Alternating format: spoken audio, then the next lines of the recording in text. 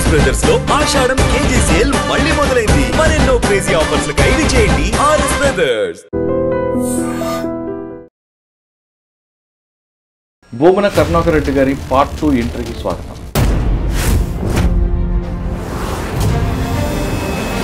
ఆయన ఎమర్జెన్సీలో జైలు చేశారు.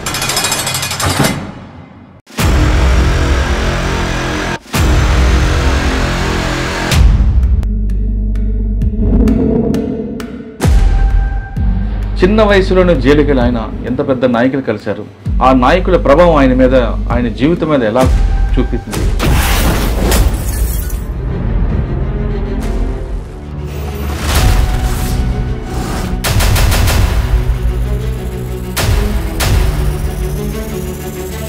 జైలు జీవితంలో మీకు ఎదురైన సంఘటన ఏంటి? ఓ అర్ధరాత్రి ఆ జైలు జీవితం నాకు ఒక విశ్వవిద్యాలయంలో చదువుకుంటే వచ్చే జ్ఞానం కంటే రష్యన్ రూబుల్ రాపిడి, అమెరికా డాలర్ దోపిడి. నేను చూసిన 4-5 రోజులకే వాళ్ళను ఊరి తీయటం, అక్కడ జైల్లో ఉన్నటువంటి చిన్న చిన్న గులకరాళ్లను చుట్టి ఆ జైలు బయటికి విసిరేసి, ఫస్ట్ మీ ఇద్దరు చూపు ఎక్కడ కలిసి ఆ మాట ఇలా కలిసి అది ఎలా జర్నీ కొనసాగింది? రాజారెడ్డి గారికి గురించి నాకంటే సన్నిహితంగా మెలిగినటువంటి వాళ్ళు ఎవ్వరూ లేరు. ఈరోజు ఇది రిటర్న్ రోజు తక్కువ అంటే 8 నుంచి 10 గంటల పాటు చదివేవాడిని. తర్వాత కొనసాగింది కేవలం రాజారెడ్డి గారితోనే, ఇంకెవరితో ఉన్నారు? రాజారెడ్డి గారితో ఉన్న అనుబంధం నా జీవితాన్ని మొత్తం మార్చేసినటువంటిది. ఈ క్రమంలో ఇంకా మీకు బాగా అటాచ్మెంట్ ఉంది రాజారెడ్డి గారు కాకుండా? అందరికంటే నాకు అతి ముఖ్యమైనటువంటి వ్యక్తి జైలు అధికారులు కూడా రికార్డ్స్ రాయించడం, ఒక మాన్యువల్ తయారు చేయడం, ఇవన్నీ చేయించేవారట కదా. నెహ్రూ అండ్ గాంధీ ప్రాణ స్నేహితుల్లాగా వాకింగ్ చేస్తూ ఉండేవాళ్ళు ఒకరి మీద ఒకరు.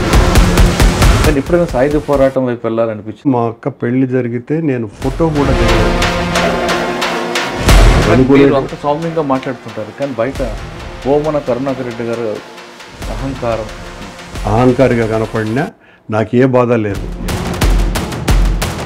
మీకున్నది సమాజానికి కూడా ఇవ్వాల్సిన బాధ్యత ఉంది. అలా నేను చాలా పనులు చేశానండి మురళి గారు. దేవుడి దేవలన రాజశేఖర గారి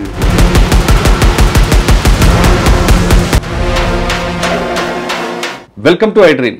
భూమన కరుణాకర్ రెడ్డి గారి పార్ట్ 2 ఎంట్రీకి స్వాగతం. పార్ట్ 1లో ఆయన జీవితం ఎలా జరిగింది, రాడికల్గా ఉన్న ఆయన తిరుపతిలో ఏ విధంగా కమ్యూనిస్టు భావాలను చూపించారు, తిరుపతిని ఎరుపొక్కిన వీధులుగా ఎలా తయారు చేశారు, ఎందుకు రాజకీయాల వైపు వెళ్ళారు అనే విషయాన్ని పూర్తిగా తెలుసాం. ఇప్పుడు ఆయన మరో కోణం కనిపిస్తుంది. ఆయన ఎమర్జెన్సీలో జైలు జీవితం. సరిగ్గా 50 ఏళ్ళు నిండిన ఎమర్జెన్సీ టైంలో ఇప్పటికీ జైలు జీవితంలో ఎలా జరిగింది, చిన్న వయసులోనే జైలుకి వెళ్ళి ఆయన ఎంత పెద్ద నాయకులు కలిశారు, ఆ నాయకుల ప్రభావం ఆయన మీద, ఆయన జీవితం మీద ఎలా చూపించింది, వాళ్ళు చూపిన ప్రభావంతో ఆయన జర్నీ ఎలా కొనసాగిన విషయాన్ని అన్న సార్ని తెలుసు. సార్ నమస్తే అండి. నమస్కారం. 50 ఏళ్ళు ఎమర్జెన్సీ అండి.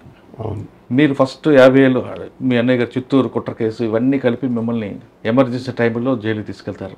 ఒక పాత జీపు, పోలీసులు, ఇక్కడ నుండి ముషీరాబాద్ జైలు, ఆ రోడ్లు, తుక్కు దుమ్ము అంతా కూడా మీరే చూశారు.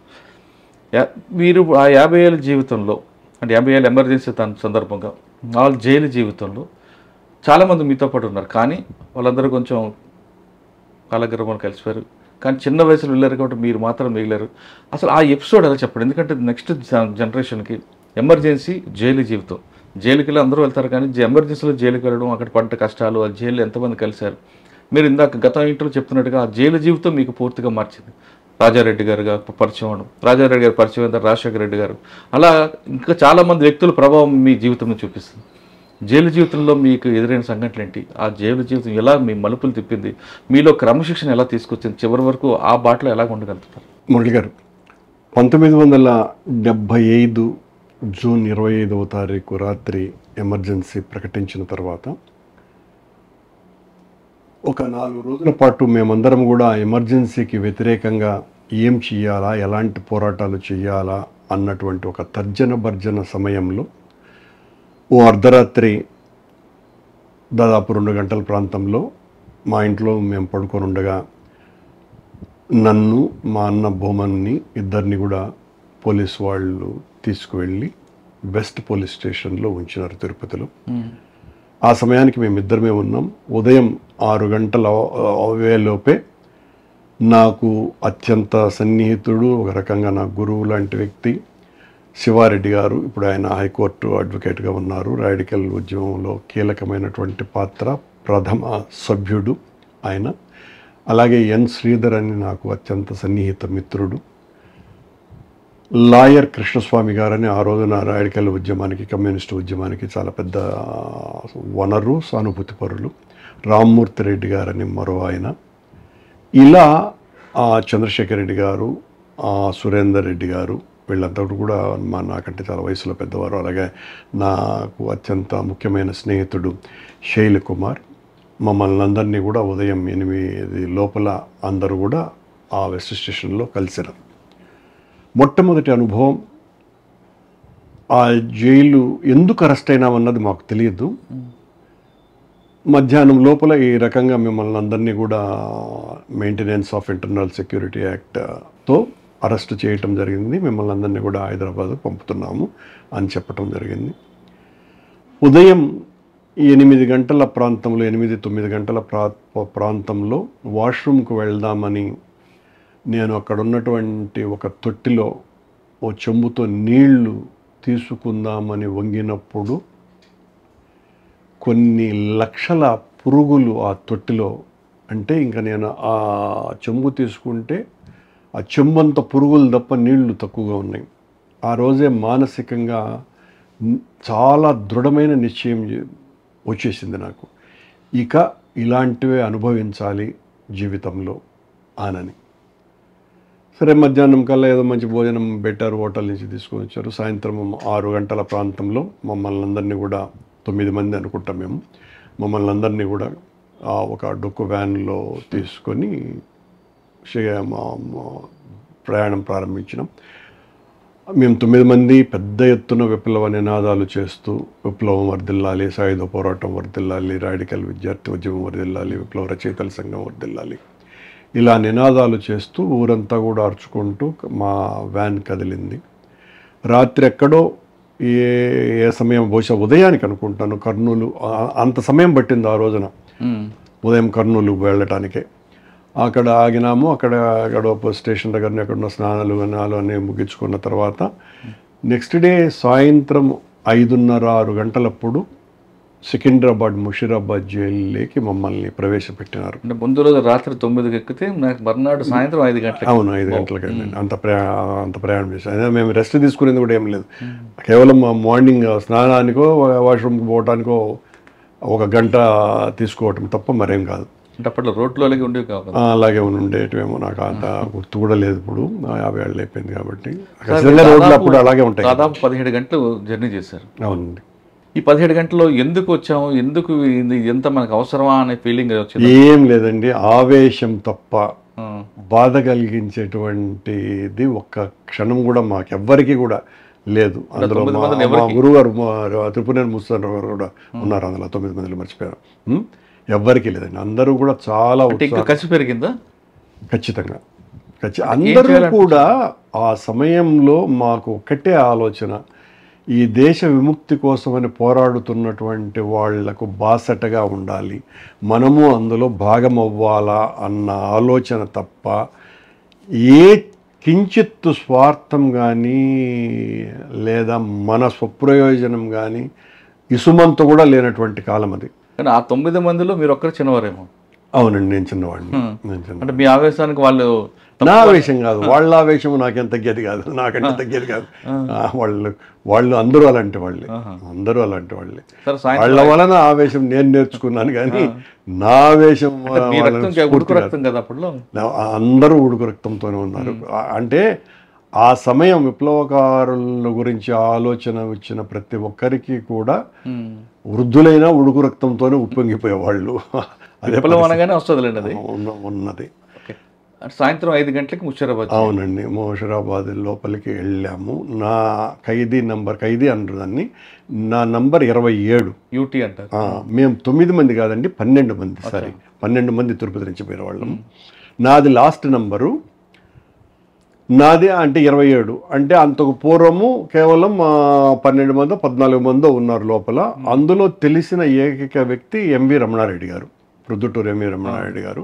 అప్పటికే ఆయన ఒక మర్డర్ కేసు, అక్కడ జరిగినటువంటి కార్మిక పోరాటాలు వీటిలన్నింటి కారణంగా ఆయన్ను మాకంటే ముందే అరెస్టు కాబడి ఇంటర్నల్ సెక్యూరిటీ యాక్ట్ కింద కూడా దాన్ని కన్వర్ట్ చేసి అతన్ని పెట్టారు. మిగతా వాళ్ళంతా కూడా బియ్యం స్మగ్లర్లు ఉన్నారు. సార్ జైల్లోకి వెళ్ళిన తర్వాత సాధారణంగా జైలు నిబంధన ప్రకారం పుట్టుమచ్చలు చూడడం, నెంబర్లు రాసుకోవడం, ఒంటి మీద చేశారండి. అవన్నీ జరిగాయి. కానీ ఇప్పుడు జైలు కన్నా అప్పుడు జైలు ఇంకా భయంకర పరిస్థితులు ఉండేవండి. అడ్మిన్ బ్లాక్ ఉంటుంది. ఆ అడ్మిన్ బ్లాక్లో మీకు నెంబర్ ఇచ్చిన తర్వాత మీకు ఒక బ్లాక్ కేటాయిస్తారు. ఒకటి అప్పట్లో ఒక ఫ్యాన్ ఉంటుంది, అదే బ్యారెక్లోనే వాష్రూమ్ ఉంటుంది. అవును, ఒకటే రూమ్. మేము 12 మంది ఒకటే రూమ్ మాకు ఇచ్చారు. చిన్న ఇంత గది అనుకుంటా, దీనికంటే కొంచెం పెద్దది. మాకందరికి కలిపి ఒకటే వాష్రూమ్ ఉండేది. కానీ మరీ శిక్ష పడినటువంటి ఖైదీలకు అంత కాదు. కానీ మా ఫ్యాన్లో 3-4 ఫ్యాన్, మా రూమ్లో 3-4 ఫ్యాన్లు ఉన్నట్టు గుర్తు. ఆ తర్వాత ఆ రోజు నుంచి ఒక 15-20 రోజుల పాటు భోజనం కూడా చాలా చండాలంగా ఉండింది. ఏం పెద్ద బియ్యం స్మగ్లర్లే వండేవాళ్ళు.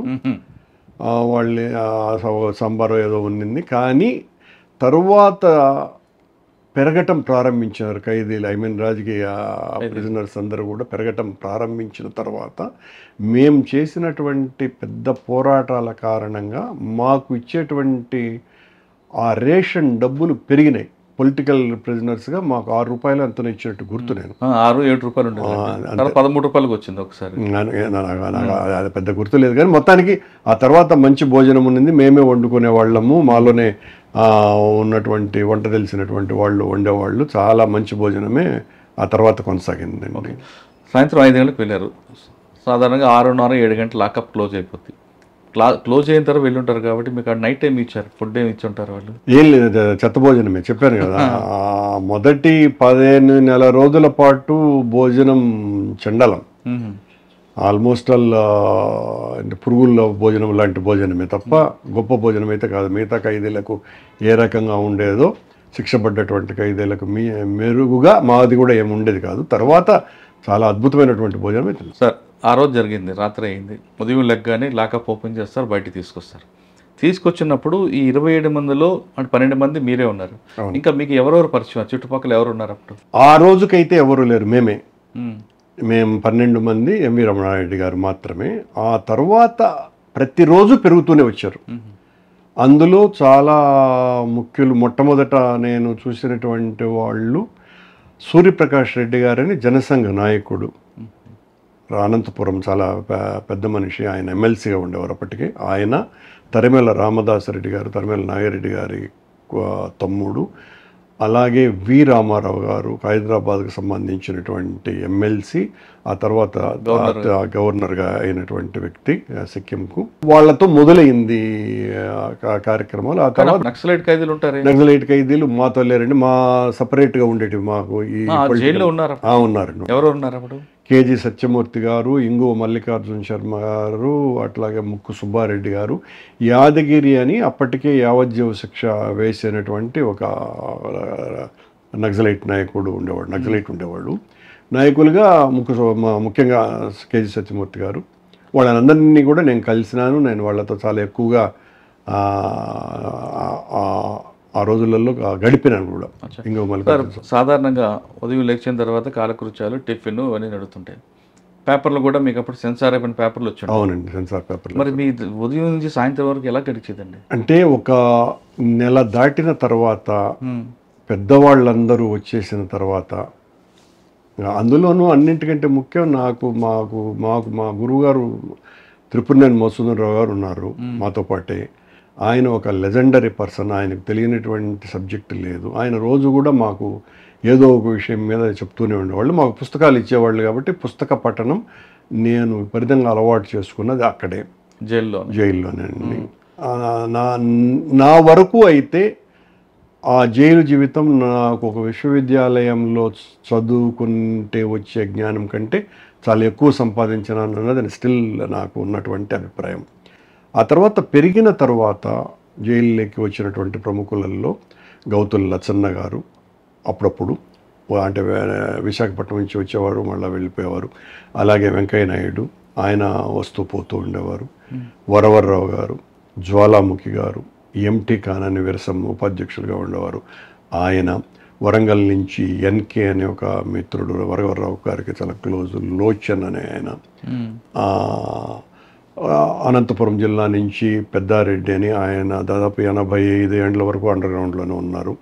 పరిటల రవి శ్రీరాములకు చాలా మంచి స్నేహితుడు ఆయన. అలాగే మల్లయ్య అని, పెద్దన్న అని, దానికి తోడు ఇమాం గారని మా నాగిరెడ్డి గారికి ప్రియ శిష్యుడు. ఆ ఇమాం కదలిక పేపర్ ఆ తర్వాత నడిపి ప్రముఖుడిగా గుర్తింపు పొందినటువంటి ఇమాం. అలాగే కర్నూలు జిల్లాకు సంబంధించి హనుమంతుడి బుద్ధుడు అని ఒక పెద్ద అడ్వకేట్ ఉండేవారు, ఆయన అల్లుడు అనుకుంటా ఆయన ఉండేవారు. వెంకటరెడ్డి గారు అని ఒక ఆయన ఉండేవారు. రామన్న గౌడ్ అని ఒక ఆయన ఉండేవారు. జయరాం రెడ్డి అని మరొక ఆయన ఉండేవారు. కడప జిల్లాకు సంబంధించి వైఎస్ రాజారెడ్డి గారు, ఆయన మేము అరెస్ట్ అయిన 4 నెలల తర్వాత ఆయన రావటం జరిగింది. ఆయన పెద్ద కుమారుడు జార్జి రెడ్డి. అప్పుడు ఆయనతో నాకు కలిగినటువంటి పరిచయం ఇప్పటి వరకు కూడా ఆ కుటుంబంతో కొనసాగుతున్నది. అది ఆయనది మళ్ళీ చెప్తాను.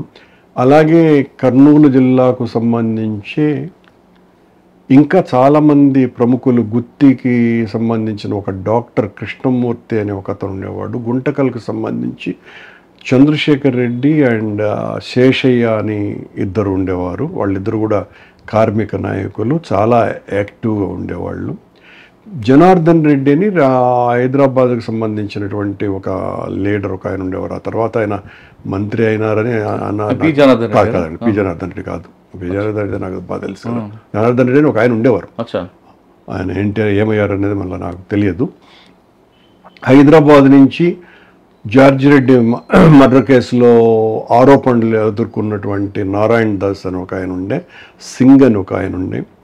అప్పుడు ఒక ప్రముఖమైనటువంటి రౌడీగా ఉన్న సయ్యద్ పహిల్వాన్ అనే వ్యక్తి ఒక అతను ఉన్నాడు. అతని తమ్ముడు. ఆ సయ్యద్ పహిల్వాన్ ఎలాంటి వాడు అంటే, మేము ఎప్పుడైనా ఆసుపత్రి వైపు వెళ్తున్నప్పుడు మమ్మల్ని ఆసుపత్రికి తీసుకువెళ్ళేవారు చిన్న చిన్న జబ్బులకి. ఆ సయ్యద్ పహిల్వాన్ ఆ వ్యాన్ వెనక లాస్ట్లో కూర్చునేవాడు, గమ్మున అలా చేయి పెట్టుకొని ఉండేవాడు. ఆ రోజుల్లో హైదరాబాద్లో పెద్ద కార్లు ఏమి లేవు కదా, 75లో అంతా స్కూటర్లు, సైకిళ్ళు ఎక్కువ ఉండేది రోడ్లలో. ప్రతి ఒక్కరూ కూడా అంటే ఆల్మోస్ట్ దాదాపు 27-28 కిలోమీటర్లు ప్రయాణం ఉండేది మాకు. ఆసుపత్రులు ఉస్మానియా హాస్పిటల్, గాంధీ హాస్పిటల్, ఎర్రగడ్డ hospital, dental hospital, eye hospital ఇవన్నీ చూసుకొని రకరకాల ఖైదీలు ఉంటారు. వాళ్ళకి కావాల్సిన డాక్టర్లందరినీ చూసుకొని మేము ఉదయం 8:30 ఎప్పుడు వెళితే సాయంకాలం 3 గంటలకు కానీ వచ్చేవాళ్ళం కాదు. ఆ అన్ని కిలోమీటర్లు కూడా జనం సయ్యద్ బాయ్ అని ఇట్లా నమస్కారాలు పెడుతూనే ఉండేవాళ్ళు. ఇతను గమ్మున ఇటు పెట్టి ఉండేవాళ్ళు. ఇతను మళ్ళీ ఇటంటే ఎక్కువ శ్రమ అయిపోతానని. అంటే అతను ఎంత ప్రముఖుడుగా ఉన్నాడు అప్పుడు అనేది చెప్పడానికి. ఆ తర్వాత మరిచెన్నారెడ్డి గారు ముఖ్యమంత్రి అయిన తర్వాత అతన్ని ఎన్కౌంటర్ చేశారు. చనిపోయిన ఒక అనుభవం నాకు. అలాగే ఈ ప్రయాణంలో మీరు హాస్పిటల్స్ తిరిగిన ప్రయాణంలో ఇప్పుడు కొంతమంది వాళ్ళకి లెటర్లు ఇవ్వడం, వాళ్ళకి కావాల్సిన వేరే ఇవ్వడం జరిగింది. అప్పుడు అలాగే జరిగింది. అంటే హాస్పిటల్ రాగానే వాళ్ళ సంబంధికులు రావడం, కలుసుకోవడం. అవునండి, ఉండేదండి. అదొక ప్యాథటిక్ సీన్ కనిపిస్తుంటాయండి. వాళ్ళు బండిలో ఉంటారు, పిల్లలు తీసుకొని భార్యలో వస్తారు. అంటే మాకు కాదు కానివ్వండి, మాతో పాటు ఈ శిక్షణ పడిన ఖైదీలు కూడా అదే వ్యాన్లో ఉండేవాళ్ళు. దాదాపు 30-40 మంది వెళ్ళేవాళ్ళం కదా. అలాంటి వాళ్ళే కొన్ని జరుగుండొచ్చును. నాకు లీలగా గుర్తున్నది. బాధ అనిపించిందా? అంటే వీళ్ళందరూ కూడా ఆ రిమైనింగ్ వాళ్ళు, మేము కాకుండా మిగతా వాళ్ళందరూ కూడా శిక్ష పడ్డటువంటి ఖైదీలు, దొంగతనము, హత్యలు చేసినటువంటి ఖైదీలు ఉంటారు. కాబట్టి నేను పెద్ద బాధపడినాను అని నేను చెప్పలేను. సంథింగ్ ఏదైనా లీలగానే గుర్తుంది, ఎవరిద్దరు ఏడ్చినట్టుగా. అది పెద్ద నాకు ఐడెంటిఫై కలగలేదు. ఓకే, 20 హాస్పిటల్ తిరిగిన తర్వాత మళ్ళీ రాత్రి ఎన్నింటికి వచ్చేవారు జైలుకి? అదే 3-3:30కు వచ్చేసేవాళ్ళం. అది రోజు కాదు కదా, ఎప్పుడైనా నెలకు 1-2 సార్లు జరిగేది. కొద్దిమంది ఈ సయ్యద్ పహల్వాన్ లాంటి వాడికి రోజు ఉండేది అది ఆ కార్యక్రమం. ఎందుకు? ఎందుకంటే జైలు వాళ్ళని మేనేజ్ చేసి అతను హ్యాపీగా తిరుగుతూ ఆ నమస్కారాలు పెట్టుకోవడం అంటే ఇష్టంగా ఉంటాయి కదా, వాళ్ళు ఏం పొలిటికల్ ప్రిజనర్స్ కాదు కదా. అప్పుడే సలావుద్దీన్ ఓవైసీ గారు కూడా ఉండేవాళ్ళు, ఈ జమైతే ఇస్లాము, ఈ వీళ్ళు ఎంఐఎం వీళ్ళందరూ కూడా ఉండేవాళ్ళు ఆ జైల్లో. వాళ్ళ అందరితోనూ కూడా చాలా సఖ్యమైన రిలేషన్స్ ఉండేటివి మాకు. అలాగే ఎవ్రీ డే ఏదో ఒక రకమైనటువంటి పొలిటికల్ క్లాస్ నడిచేది. అంటే నేను ఇంకా మీకు పూర్తిగా చెప్పాలి, అక్కడి నుంచి మొదలుకొని ఎవరెవరు హైదరాబాద్ నుంచి ఇలాంటి వాళ్ళు, జ్వాలాముఖి ఇలాంటి వాళ్ళు కాకుండా రంగనాథన్ గారని జ్వాలాముఖి గారికి బ్రదర్ ఇన్ లా ఆయన, ఆ తర్వాత 7-8 ఏళ్ళ ముందు చనిపోయారు ఆయన. ఆ తర్వాత గుంటూరు నుంచి వెంకటేశ్వర్లు గారని సిపిఎం సెక్రటరీ ఉండేవారు. కొల్లా వెంకయ్య గారని ఫార్మర్ ఎంపీ, ఆయన పెద్ద నక్సల్బరీ నాయకుడు, ఆయన ఉండరు. అప్పటికే 60 ఏళ్ళు దాటిపోయినాయి ఆయనకి. అలాగే సుంకర సత్యనారాయణ, తుమ్మల చౌదరి గారు, యలమంచలి శివాజీ గారు ఈ విజయవాడ నుంచి, వంగవేటి మోహన్ రంగా, దేవినేని నెహ్రూ తమ్ముడు గాంధీ, వాళ్ళు ఒక 11 మందో 12 మందో వాళ్ళ టీం. ఆ తర్వాత లేటుగా వచ్చినటువంటి వాళ్ళు. నాకు మంచి స్నేహితుడిగా అయినటువంటి పింగళి దశరథరాము, అలాగే అడవిలో దున్న రచయిత, అతనేదో మంచి పేపర్ కూడా పెట్టున్నాడు, వినుగొండ నాగరాజు, కృష్ణపత్రిక ఎడిటర్ పిరాట్ల వెంకటేశ్వర్లు, కర్నూలు జిల్లాకు సంబంధించి గడ్డం నరసింహారెడ్డిని, ఆ రోజు ఫ్యాక్షనిస్టులలో చాలా ప్రముఖమైనటువంటి వ్యక్తి, ఈరోజు రాంభూపాల్ రెడ్డి అని ఫార్మర్ ఎమ్మెల్యే, 6-7 సార్లు ఎమ్మెల్యే అయినారు, వాళ్ళ ఫాదర్, వాళ్ళ బంధువులు. అలాగే చల్లా రామకృష్ణారెడ్డి వాళ్ళ ఫాదర్ చిన్నపరెడ్డి, బిజ్జం పార్థసారథి రెడ్డి అనే ఫార్మర్ ఎమ్మెల్యే, వాళ్ళ ఫాదర్ బిజ్జం సత్యం రెడ్డి. వీళ్ళందరూ కూడా జైళ్ళల్లోనే ఉన్నారు. బిజ్జం సత్యం రెడ్డిది నాకు అప్పుడే నడువు నొప్పి ఉన్నింది. ఈ బిజ్జం సత్యం రెడ్డికి చాలా సీరియస్ నడువు నొప్పి ఉండి, అతను వెళ్ళిన తర్వాత అతనికి అలాట్ చేసినటువంటి ఇనుప కాట్ నాకు ఇచ్చారు. అట్లాగా నాకు ఒక గుర్తుంది బిజ్జం సత్యం రెడ్డి విషయము. ఇక కేవి రమణారెడ్డి గారు, ఈ వాళ్ళు వీళ్ళు అని కాదు కానీ వైసి రంగారెడ్డి గారు ఫార్మర్ ఎమ్మెల్సీ ఆయన ఉండేవారు. ఇంకా ఈ తోడుకుంటే వస్తూ ఉంటాయి పేర్లన్నీ కూడా. ఆనంద్ మార్గ్ వాళ్ళు ఉండేవాళ్ళు, కరుణాకర్ అని ఆర్ఎస్ఎస్ నాయకుడు, అలాగే ఇప్పుడు ప్రస్తుత గవర్నర్ ఇంద్రసేన్ రెడ్డి, త్రిపుర గవర్నర్ అండి, వీళ్ళందరూ కూడా. వీళ్ళంటే సార్ కొండపల్లి సీతారామయ్య గారు లేరండి. సీతారామయ్య గారు అప్పటికి అండర్ గ్రౌండ్లోనే ఉండేవారు. ఒక కేజీ సత్యమూర్తి గారు మాత్రం నాతో ఉండేవారు. వారి దగ్గరికి నేను ఎట్లో వెళ్ళేవాడిని. ఆయన నా భుజం మీద చెయ్యి వేసి నన్ను చూసి చాలా సంతోషంగా ఒక మంచి పాట ఎప్పటికీ నాకు గుర్తు. పట్టణాల్లో కార్మికుడా పల్లె దిక్కు చూడరా, పల్లెల్లో రగులుకున్న విప్లవాగ్ని, అదేదో ఉంటుంది. అది చాలా శ్రావ్యమైన కంఠంతో పాడుతూ ఉండేవాడు. రష్యన్ రూబుల్ రాపిడి, అమెరికా డాలర్ దోపిడి, ఆ పాట అట్లా వచ్చేది నాకు. ఇప్పటికి స్టిల్ ఐఎమ్ రింగరింగ్. ఎట్లుండాలి కామ్రేడ్ అని మీరు అని ఆయన సంబోధిస్తూ, అప్పటికి మాకు ఈ గీర్లు తెలియవు. అలాగే ముక్కు సుబ్బారెడ్డి, ఆయన 67 ఎంఈ చదివినాడు. అంటే ఇప్పుడు ఎంటెక్ అంటారే, ఆయన 67లో ఎంటెక్ చేసినటువంటి వ్యక్తి, ఎంఈ చదివినటువంటి వ్యక్తి. అలా ఇంకో మల్లికార్జున శర్మ అనే ఇంకో ప్రముఖ నక్సలైట్ లీడర్, అతను కూడా ఫార్మర్ ఏమైనా ఇంజనీరింగ్ గ్రాడ్యుయేట్, యాదగిరి అని. ఇంకా అదొక వరదలాగా మా శిబిరంలోనే దాదాపు 480 మంది డెటిన్యూలు ఉండేవాళ్ళు. అంటే 27 నుంచి 480 మందికి వచ్చింది. అవునండి. ఎన్ని నెలల్లో వచ్చిందండి? అంత 3-4 నెలల లోపల వచ్చేసి ఉంటుంది. అందులో కొద్దిమంది వెళ్ళిపోయేవాళ్ళు, కొద్దిమంది మళ్ళీ కొత్తగా వచ్చేవాళ్ళు, అట్లా ఉండేది. మేము ఎక్కువ కాలం ఆఖరి వరకు ఉన్న వాళ్ళల్లో మేము ఈ 428 మందిలో 80 మందిలో మీకు బాగా అటాచ్మెంట్ అయ్యి మీ జీవితాన్ని ప్రభావించే వ్యక్తులు ఎవరు? అంటే ఒకటండి, నాకు జక్కా వెంకయ్య గారు, అలాగే సత్యనారాయణ రెడ్డి గారని ఆ తర్వాత ఉత్తరప్రదేశ్ గవర్నర్ అయినారు, ఆయన కూడా ఉండేవారు. మాకు మేయర్గా కూడా ఉన్నారు. అంటే మాకందరికీ కూడా మేము ఎన్నుకొని లీడర్గా చేసుకున్నాం జైల్లో నిబంధనలు సరిగ్గా పాటించడానికని. ఆయన్ని కొద్ది రోజులు ఆయన ఉన్నారు. అంతకుముందు వెంకటరెడ్డి సంథింగ్ ఎవరో ఉన్నట్టుగా గుర్తు. 2-3 మేయర్లు మారినారు. సార్ పేర్లు అందరి పేర్లు చెప్తున్నారు, మీకు బాగా నచ్చిన ఆఫీసర్ పేర్లు చెప్పండి. ఆ టైంలో ఆఫీసర్ పేరు కాదు కానివ్వండి, కదిరి నుంచి చిన్నప్పరెడ్డి గారని ఒక ఆయన, వాళ్ళ కూతురు ఆ తర్వాత విరసంలో చాలా ప్రముఖ పాత్ర వహించినటువంటి వ్యక్తి, అరుణ అనుకుంటా ఆవిడ పేరు. సర్వర్ ఖాన్ అని మరొక ఆయన ఉండేవాడు, ఇస్మాయిల్ అని మరొక వ్యక్తి. వీళ్ళంతా కూడా కార్మిక నాయకులు కదిరి ప్రాంతం నుంచి. వీళ్ళున్నారు. నెల్లూరు నుంచి కూడా చాలామంది కామ్రేడ్లు ఉండరు. ఆ రామిరెడ్డి అని అతను ఆర్ఎస్ఎస్ ప్రముఖగా ఉండేవాడు. ఆ రామిరెడ్డి, నేను చిన్నతనంలో మొట్టమొదట నన్ను ఇన్ఫ్లుయెన్స్ చేసింది కూడా ఆ రామిరెడ్డే. నేను కొద్ది రోజులు ఆర్ఎస్ఎస్లో ఉన్నాను బిట్వీన్ 67 and 69. ఆ రామిరెడ్డి వలన ఇన్ఫ్లుయెన్స్ అయ్యి నేను ఆ తిరుపతిలో ఆర్ఎస్ఎస్లో కూడా ఉన్నాను. ఇలా అనేక మంది పెద్ద ఎత్తున ముఖ్యంగా మార్టిన్ అనే ఒక కామ్రేడ్ అనంతపురం నుంచి ఒక మంచి పాట పాడేవాడు, ఓ దునియాకే రఖవాలే అని. ఎప్పుడు అతని చేత పాట పాడించుకొని వినేవాడిని, అంత శ్రావ్యంగా పాడేవాడు ఆయన కామ్రేడు. ఇంకొక అబ్బాయి, అతని పేరైతే గుర్తులేదు కానీ అతను కూడా చాలా చక్కగా పాటలు పాడేవాడు. జైల్లో మేము చర్మండరాజు గారు ఉన్నారా లేదా అన్నది నాకు గుర్తు రావట్లా, కొద్ది రోజులు ఏమన్నా వచ్చి వెళ్ళారా అని. ఒక సాంస్కృతిక దళాన్ని ఏర్పాటు చేశాం మేము. ఒక సాంస్కృతిక ఒక రోజున కార్యక్రమం కూడా చేయటం జరిగింది. అందులో ఆయన పాట వడ్డీ రోళ్ళమండి అనేటువంటి పాటను నేను, శివారెడ్డి గారు, ఇంకా కొద్దిమంది నా మిత్రులందరం కలిసి వడ్డీ రోళ్ళమండి మేము అనేటువంటి పాటకు నృత్యం చేయటం జరిగింది. అలా అటు ఆర్ఎస్ఎస్ వాళ్ళు, ఇటు మేము ఈ సాంస్కృతిక ప్రదర్శనలు అప్పుడప్పుడు ఇచ్చేటువంటి వాళ్ళం. అలా హైదరాబాద్లో ఇంకొక ముఖ్యమైన విషయం, ఈ పట్లోళ్ళ ఇంద్రారెడ్డి కొద్దిగా లేటుగా వచ్చాడు. తను నాకు చాలా సన్నిహితమైన తర్వాత మాకు బెల్లంపల్లి నుంచి వచ్చినటువంటి శ్రీనివాసన్ అని ఒక కార్మిక నాయకుడు, అతను నాయర్ అని ఇద్దరు ఉండేవారు.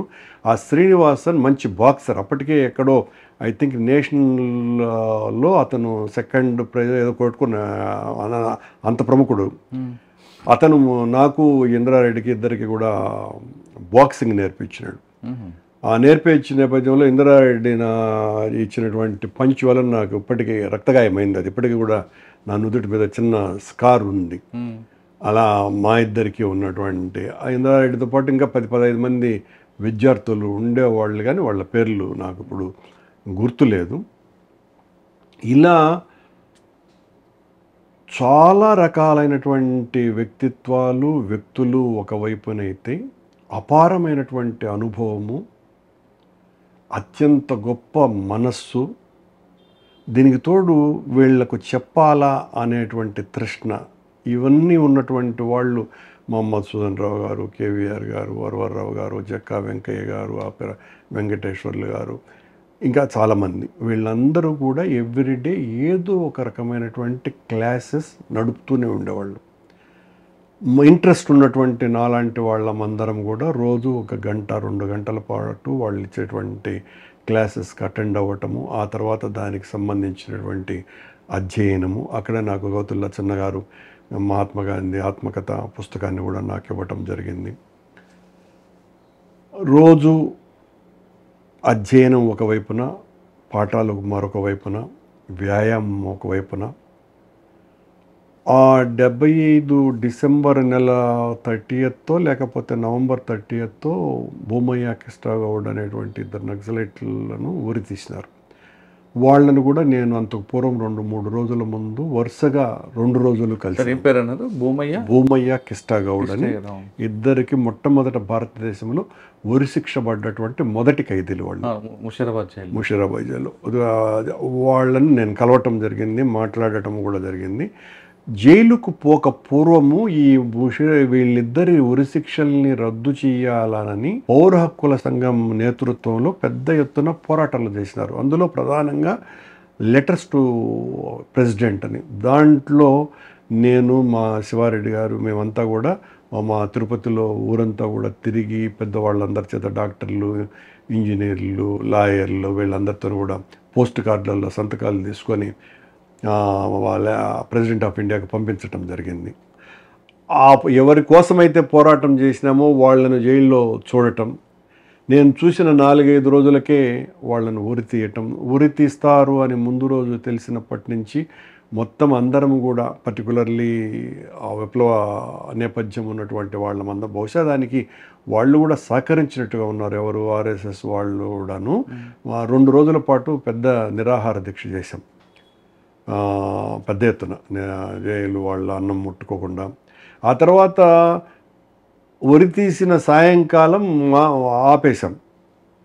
కానీ సాయంకాలం వాళ్ళు వీడు భోజనం పెట్టలేదు జైలు వాళ్ళు. అంతే కదా, వాళ్ళు అట్లా ప్రవర్తిస్తారు కదా, వాళ్ళు భోజనం పెట్టాలి అంటే మళ్ళీ నెక్స్ట్ డే మార్నింగ్ వరకు ఆకలితోనే ఉండాల్సి వచ్చింది. అదొక అనుభవం జైల్లో. సార్ జైల్లో వాళ్ళిద్దరి గురించి మాట్లాడేటప్పుడు వాళ్ళు చేసిన నేరాలు మీకు తెలుసా? భార్యని చంపి. ఎవరి భార్యని? అదే కృష్ణయ్య గౌడ్ భూమయ్య ఇద్దరు చేసిన నేరాలు తెలుసా మీకు? ఎవరో భూస్వామిని చంపారండి, భార్యని. భూస్వామి ఒకటి, ఒక ఆదిలాబాద్ సంబంధం కృష్ణయ్య గౌడ్ వైఫ్ని చంపొస్తారు. లేదండి, అది అబద్ధం అండి. సార్ వాళ్ళిద్దరితో మాట్లాడారు కదా, ఏమాత్రం పశ్చాత్తాపం ఉందా? లేదు, ఎందుకుంటుందండి, వాళ్ళు విప్లవకారులే కదా, పశ్చాత్తాపం ఉండడానికి ఏముంది? చావుకు రెడీగా ఉన్నారు, సిద్ధంగా ఉన్నారు. నేను ఇద్దరితోనూ షేక్ హ్యాండ్ తీసుకొని మాట్లాడడం జరిగింది. నాకు బాగా గుర్తు, ఒక అతను మీసాలు బాగా పెంచుకున్నాడు, వెంట్రుకలు ఉన్నాయి, ఇంకొక ఆయన బట్టతల ఆయన. నాకు బాగా అట్లాగే ఇప్పటికీ స్టిల్ ఐఎమ్ రిమెంబరింగ్ ఆ ఉరి తీసినటువంటి ప్లేసు అన్నీ కూడా ఆ రోజున ఎందుకో నాకు చూపించినారు, వాళ్ళు కాదు, మిగతా ఖైదీలు చూపించారు. కానీ ఆ రోజు ఉరి తీసిన తర్వాత సాయంత్రం వరకు ఎవరికి చెప్పకుండా చాలా సైలెంట్గా కామ్గా ఉంచామని జైలు ఆఫీసర్లు చెప్తుంటారు, వాస్తవం అది? అట్లే లేదండి, ముందే తెలుసు కదా మాకు. మార్నింగ్ ఉరి తీస్తారని తెలిసే మేము ముందు రోజు నుంచి ఆ నిరాహార దీక్షలు ప్రారంభించి ఆ ఉరి శిక్షల్ని మీద ఉద్యమించండి అని నేను బాగా గుర్తున్నా. కాగితాలన్నీ రాసి అక్కడ జైల్లో ఉన్నటువంటి చిన్న చిన్న గులకరాళ్లకు చుట్టి ఆ జైలు బయటికి విసిరేసి అది కూడా చేశామండి. కానీ ఆ రోజు జైలు అధికారి ఏమంటారంటే చాలా నిశ్శబ్ద వాతావరణం ఉంది అంటే జైలు అధికారులు ఏం చెప్పినారు అన్నది ఎప్పుడు కూడా నిజాలు ఉండవు. ఇప్పుడు నేను ఆ సాక్షిగా చెప్తున్నటువంటి వాడిని ఇప్పుడు మీతో చెప్పినటువంటి వాళ్ళు బతికుంటారని కూడా నేను అనుకోను. వాళ్ళందరూ కూడా నాకంటే 15-20 ఏళ్ళు పెద్దోళ్ళే ఉంటారు అప్పటికే, జైలు అధికారులు కూడాను. బహుశా వాళ్ళు ఎవరు కూడా ఉండుండే అవకాశం లేదు. నేను ప్రత్యక్ష సాక్షిని. రాళ్ళు విసిరినటువంటి వాళ్ళల్లో నేను కూడా ఉన్నా. జైల్లో మా వాళ్ళందరూ కూడా దాదాపు 20 మంది దానిక అలా టీం లాగా ఏర్పడి భూమయ్య కృష్ణగౌడ్లను ఉరి తీస్తున్నారు, మీరందరూ కూడా ఉద్యమించండి, మీరు పోరాటం చేయండి, ఆవేశం అదే ఆపుతారనేటువంటి ఏమి ఆశలు లేవు. కానీ ఇంకా మీ కుటుంబానికి ఇప్పటికీ అనుబంధం వ్యక్తి ఎవరంటే రాజారెడ్డి గారి కుటుంబాన? అనుమానం లేదు కదండి. రాజారెడ్డి గారి ఫస్ట్ మీ ఇద్దరు చూపు ఎక్కడ కలిసి ఆ మాట ఎలా కలిసి అది ఎలా జర్నీ కొనసాగింది? నా బ్యారెక్కు పక్కన ఒక చిన్న పిట్టగోడ ఉండేదండి. ఆ పిట్టగోడ మీద రామన్న గౌడ్కు కొంచెం నాకు లీలగా గుర్తుంది. అనే రామన్న గౌడ్ అనే అతను కొద్దిగా చెస్ ఆడేటువంటి మనిషి. నేను కూడా ఇంట్రెస్ట్ ఉండింది నాకు చెస్, నాకేం తెలియదు, నేను కూడా ఆడుతుండే. ఆ సమయంలో రాజారెడ్డి గారు వచ్చినారు ఆడికి. నాకు ఆయన పేరు తెలుసు, అప్పటికే 10-15 రోజులు అయింది ఆయన వచ్చి. ఆయన ఎందుకు నేను అతన్ని పట్ల ఆకర్షించినానంటే, ఆకర్షణ అంటే అబ్జర్వ్ చేశాను ఆయన్ని. ఆయన మా గది నుంచి, అంటే మా గదైనా వాళ్ళ గదైనా పక్కనే ఉంటాయి కదా, ఒక 100 మీటర్ల లోపే ఉంటాయి. వంటగదికి వెళ్ళటానికి మాకు ఒక 200 మీటర్ల దూరం ఉంటుంది, 200-300 మీటర్లు. ఈయన అలా ముందు ఒక చిన్న సింహం నడిచినట్టు నడుస్తూ ఉంటే వాళ్ళ కొడుకు జార్జి రెడ్డి ఆయన ప్లేటు ఈయన ప్లేటు ఇద్దరిది మోసుకొని వెనకాల ఉంటూ ఉండేవాళ్ళు. జనరల్గా ఖైదీలు అలా ఎవరు కూడా చేయరు, ఎవరు ప్లేట్ వాళ్ళు ఎత్తుకొని పోతూ ఉంటారు. అందులో కమ్యూనిస్టులుగా మేము అసలు ఇంకొకళ్ళ చేత అట్ట పని ఉండదు కూడా ఉండదు కదా. కొడుకుగా అతను వాళ్ళ తండ్రి వెనకాల, ఆయన అందులో అట్ట సిగరెట్ కాల్చుకుంటూ సింహంలాగా. అవునండి, అప్పుడు ఆయన వయసు 50 ఏళ్ళు ఉంటే నాకు భలే అంటే ఇంట్రెస్టింగ్గా చూసేవాడిని, ఏం తమాషగా ఉండదు వీళ్ళది అని. అందులో ఆయనకు తెలియకుండా ఈయన సిగరెట్లు కాల్చటం. ఎవరు? ఈ కొడుకు. ఆయన ఏదో గోల్డ్ ఫ్లాక్, రెడ్ వెల్స్ ఏదో తాగేవాడు, ఇదనేదో చార్మినార్ ఏదో తాగేవాడు. బాగా నాకు గుర్తున్నాయి అవి. తండ్రి కూడా ఒకరు తెలియకుండా సిగరెట్ కాల్చేవారు? అట్లే ఆయన నేరుగా కాల్చేవాడు, ఈయన వెనకనే కాల్చేవాడు తెలియకుండా. అదేదో అలా ఇంట్రెస్ట్, అలా ఆయన మా దగ్గరికి వచ్చినారు. రాజారెడ్డి గారు వచ్చి చెస్ మీద ఆయనకున్న ఇంట్రెస్ట్ తోటి వచ్చి కూర్చుంటే రామన్న గౌడు ఆయన వెళ్ళిపోయినారు. అలా ఆయన కూర్చొని నేను ఆయనతో ఆడటం ప్రారంభించిన. ఆ ప్రారంభించటంలో ప్రతిసారి నేను గెలుస్తున్నా, అసలు నాకేమి తెలియని వాడిని గెలుస్తున్నా. కానీ చివరకు తెలిసింది ఏంటంటే ఆయన నన్ను గెలిపించేదానికి ఆడుతున్నాడు నాతో. అదేంటి? ఆయనకి ఇష్టం ఈ అబ్బాయిని ఓడించటం ఎందుకు అని అనుకున్నాడు ఆయన. నన్ను గెలిపించడానికి ఎక్కువసేపు నాతో ఆడడానికి ఆయన చేసిన నాకు నచ్చింది. అది శ్రద్ధ కల్పించాలనే ఉద్దేశం నాకు నచ్చింది అది. అలాగే సాయంకాలం పూట్ల వాలీబాల్ ఆడేవారు. వాలీబాల్ చాలా చక్కగా ఆడతాడు ఆయన. ఏమంటారు వాళ్ళ మొదట వేసే బాల్ని ఏమంటారు మరి గుర్తులేదు, కెప్టెన్ బాలేదంటారు. చాలా అందంగా ఉండేది ఆయన వేసేటువంటిది. అక్కడ నేను ఒకే పక్కన ఉండి ఆడేవాళ్ళం. అలా తెలియని ఇంట్రెస్ట్ పెరిగింది. కానీ అప్పటికి కూడా నేను విప్లవ రాజకీయాలలోనే 98% దాంట్లోనే ఉన్నాను. కానీ రాజారెడ్డి గారి వ్యవహారం కాదు, నాకు ఆయన గురించి పెద్ద ఏం తెలియదు. ఆ సమయంలోనే రాజశేఖర రెడ్డి గారు ఒకసారి జైలుకు రావటం కూడా జరిగింది. ఆయన రాజశేఖర రెడ్డిని తెలియదు, ఏం తెలియదు, కానీ మా కొడుకు అని ఈయన చెప్పినారు ములాఖాతులో. సార్ అప్పుడు ఇన్నర్ ములాఖాత్ అవుటర్ ములాఖాత్ రెండు ఉండేవా? ఆల్మోస్ట్ అలాగే ఉండదండి. అంటే మాకు సాధ్యమైనంత వరకు లోపలికి ఇన్నర్ ములాఖాత్ ఇచ్చేవారు, రాజకీయంగా ఇచ్చేవాళ్ళు. అలా వరవరరావు కూతురు మా దగ్గరికి వచ్చింది, నాకు బాగా గుర్తుంది. వెంకయ్యనాయుడు గారు మిస్సెస్ 2-3 సార్లు నేను అక్కడ జామ చెట్టుకే ఒకటి ఉండేది. ఆ జామ చెట్టు కింద వాళ్ళిద్దరూ చాలా ముచ్చటేసేది వాళ్ళిద్దరూ. ఉషమ్మ గారు కూడా వచ్చేవారు. అవునండి, ఉషా గారు. పేరు ఉషా నాకు తెలియదు కదా, తర్వాత తెలిసింది. వాళ్ళిద్దరిని చూస్తూ ఉండేవాడిని. సార్ అదే జైల్లో ఒకవైపు ఇంకొక గ్యాంగ్ కనిపిస్తుంటుంది. అటువంటి గ్యాంగ్ నేను చూసారు మీరు? అందరినీ చూశానండి, అందరినీ చూశాను. జోబు దొంగలను చూసిన, ఆ దొంగలు ఎలా దొంగతనం చేస్తారో వేసినటువంటి ఒక లాంటి డెమో కూడా చూశాను. అలా మా జోబుల్లో ఉండేటివి ఎంత చక్కగా కొట్టేశారు కూడా, చెప్పి కొట్టినారు. ఓకే సార్, ఇవి కాకుండా అప్పుడులో ఉన్న మీలాంటి వాళ్ళతో జైలు అధికారులు కూడా రికార్డ్స్ రాయించడం, ఒక మాన్యువల్ తయారు చేయడం, ఇవన్నీ చేయించేవారట కదా దాన్ని? లేదండి, అలాంటిదేమి లేదు. మాకు జైలర్గా లక్ష్మణ్ రెడ్డి అనే ఒక అతను ఉండేవాడు. ఆ ఒక్క పేరు నాకు గుర్తుంది. మా డాక్టర్ మాత్రం పశుపతి అని ఒక అతను ఉండేవాడు. చాలా దుర్మార్గుడు, నీచుడు ఆ డాక్టరు. ఎందుకు మాతోనే అలా ఉండేవాడు అంటే ఇంకా మామూలు ఖైదీలతో ఎలా ఉండేవాడు ఇంకా చెప్పాల్సిన పని లేదు. నా పర్సనల్ ఎక్స్పీరియన్స్ అతనితోటి, నాకు ఫంగల్ ఇన్ఫెక్షన్ వచ్చిందండి ఈ తొడల దగ్గర. అది చాలా ఇబ్బంది పెడతా ఉంది జైల్లో. నేను పశుపతి, ఆయన పేరు పశుపతి, పేరే పశుపతి, నేను అతనికి చూపించటం జరిగింది. అతను ఎలాంటి వాడు అంటే వాడి దగ్గర నుంచి కూడా అనకూడదు, అతని బిహేవియర్ అది అంత దారుణంగా. మళ్ళీ అతన్ని నేను ఆయన మాసీమ పేపర్ నడిపేవాడు కడప అని పెద్ద ఆయన ఇద్దరం కలిసి కొట్టడం కూడా జరిగింది. దెబ్బలు వేసాం తర్వాత చాలా రోజులకి లేండి, చాలా రోజులకు. అతనిచ్చినటువంటి మెడిసిన్ కాన్సన్ట్రేటెడ్ సావలన్. మురళి గారు, నేను జైల్లో అతి నొప్పి పడ్డటువంటి సంఘటన పశుపతి వలన. ఆ తెలియకుండా ఇంత కాటన్తో మొత్తం ఆ ప్రాంతం అంతా కూడా నేను ఆ షావులను పూసేశాను. సాయంత్రం బహుశా 3 గంటలకు ఆ ప్రాంతాన 5:30-6 నుంచి ఆ మంట ప్రారంభమయ్యి పెడబొబ్బలే, లిటరల్లీ ఆ ప్రాంతం అంతా కూడా తోలట్లే పడిపోయింది నాకు. ఆ రాత్రంతా బాత్రూంలో అంటే వాష్రూమ్లో పడిపోయేట నీళ్లు పోసుకుంటా ఉన్నాను చల్లదనం కోసమని. ఇంకా ఆ పెడబొబ్బలు పెట్టి ఏడ్చల. అప్పటికే ఉన్నటువంటి ఈ కమ్యూనిస్టు భావజాలం కారణంగా వచ్చినటువంటి ధైర్యము, ఓర్పు కారణంగా ఇప్పుడు తలుచుకున్నా కూడా ఆ నొప్పిని అంత, అంటే మీరు ఊహించుకోండి, లిటరల్గా మీ తోలు ఊడిపోతే ఎట్లా ఉంటుంది, అది కాలి ఊడిపోతే ఎలా ఉంటుంది, అలా కాలి ఊడిపోయింది. బాగా ఒక అరచేతి మందమంతా తోలు వెళ్ళిపోయి ఉంటుంది నాకు. అప్పుడు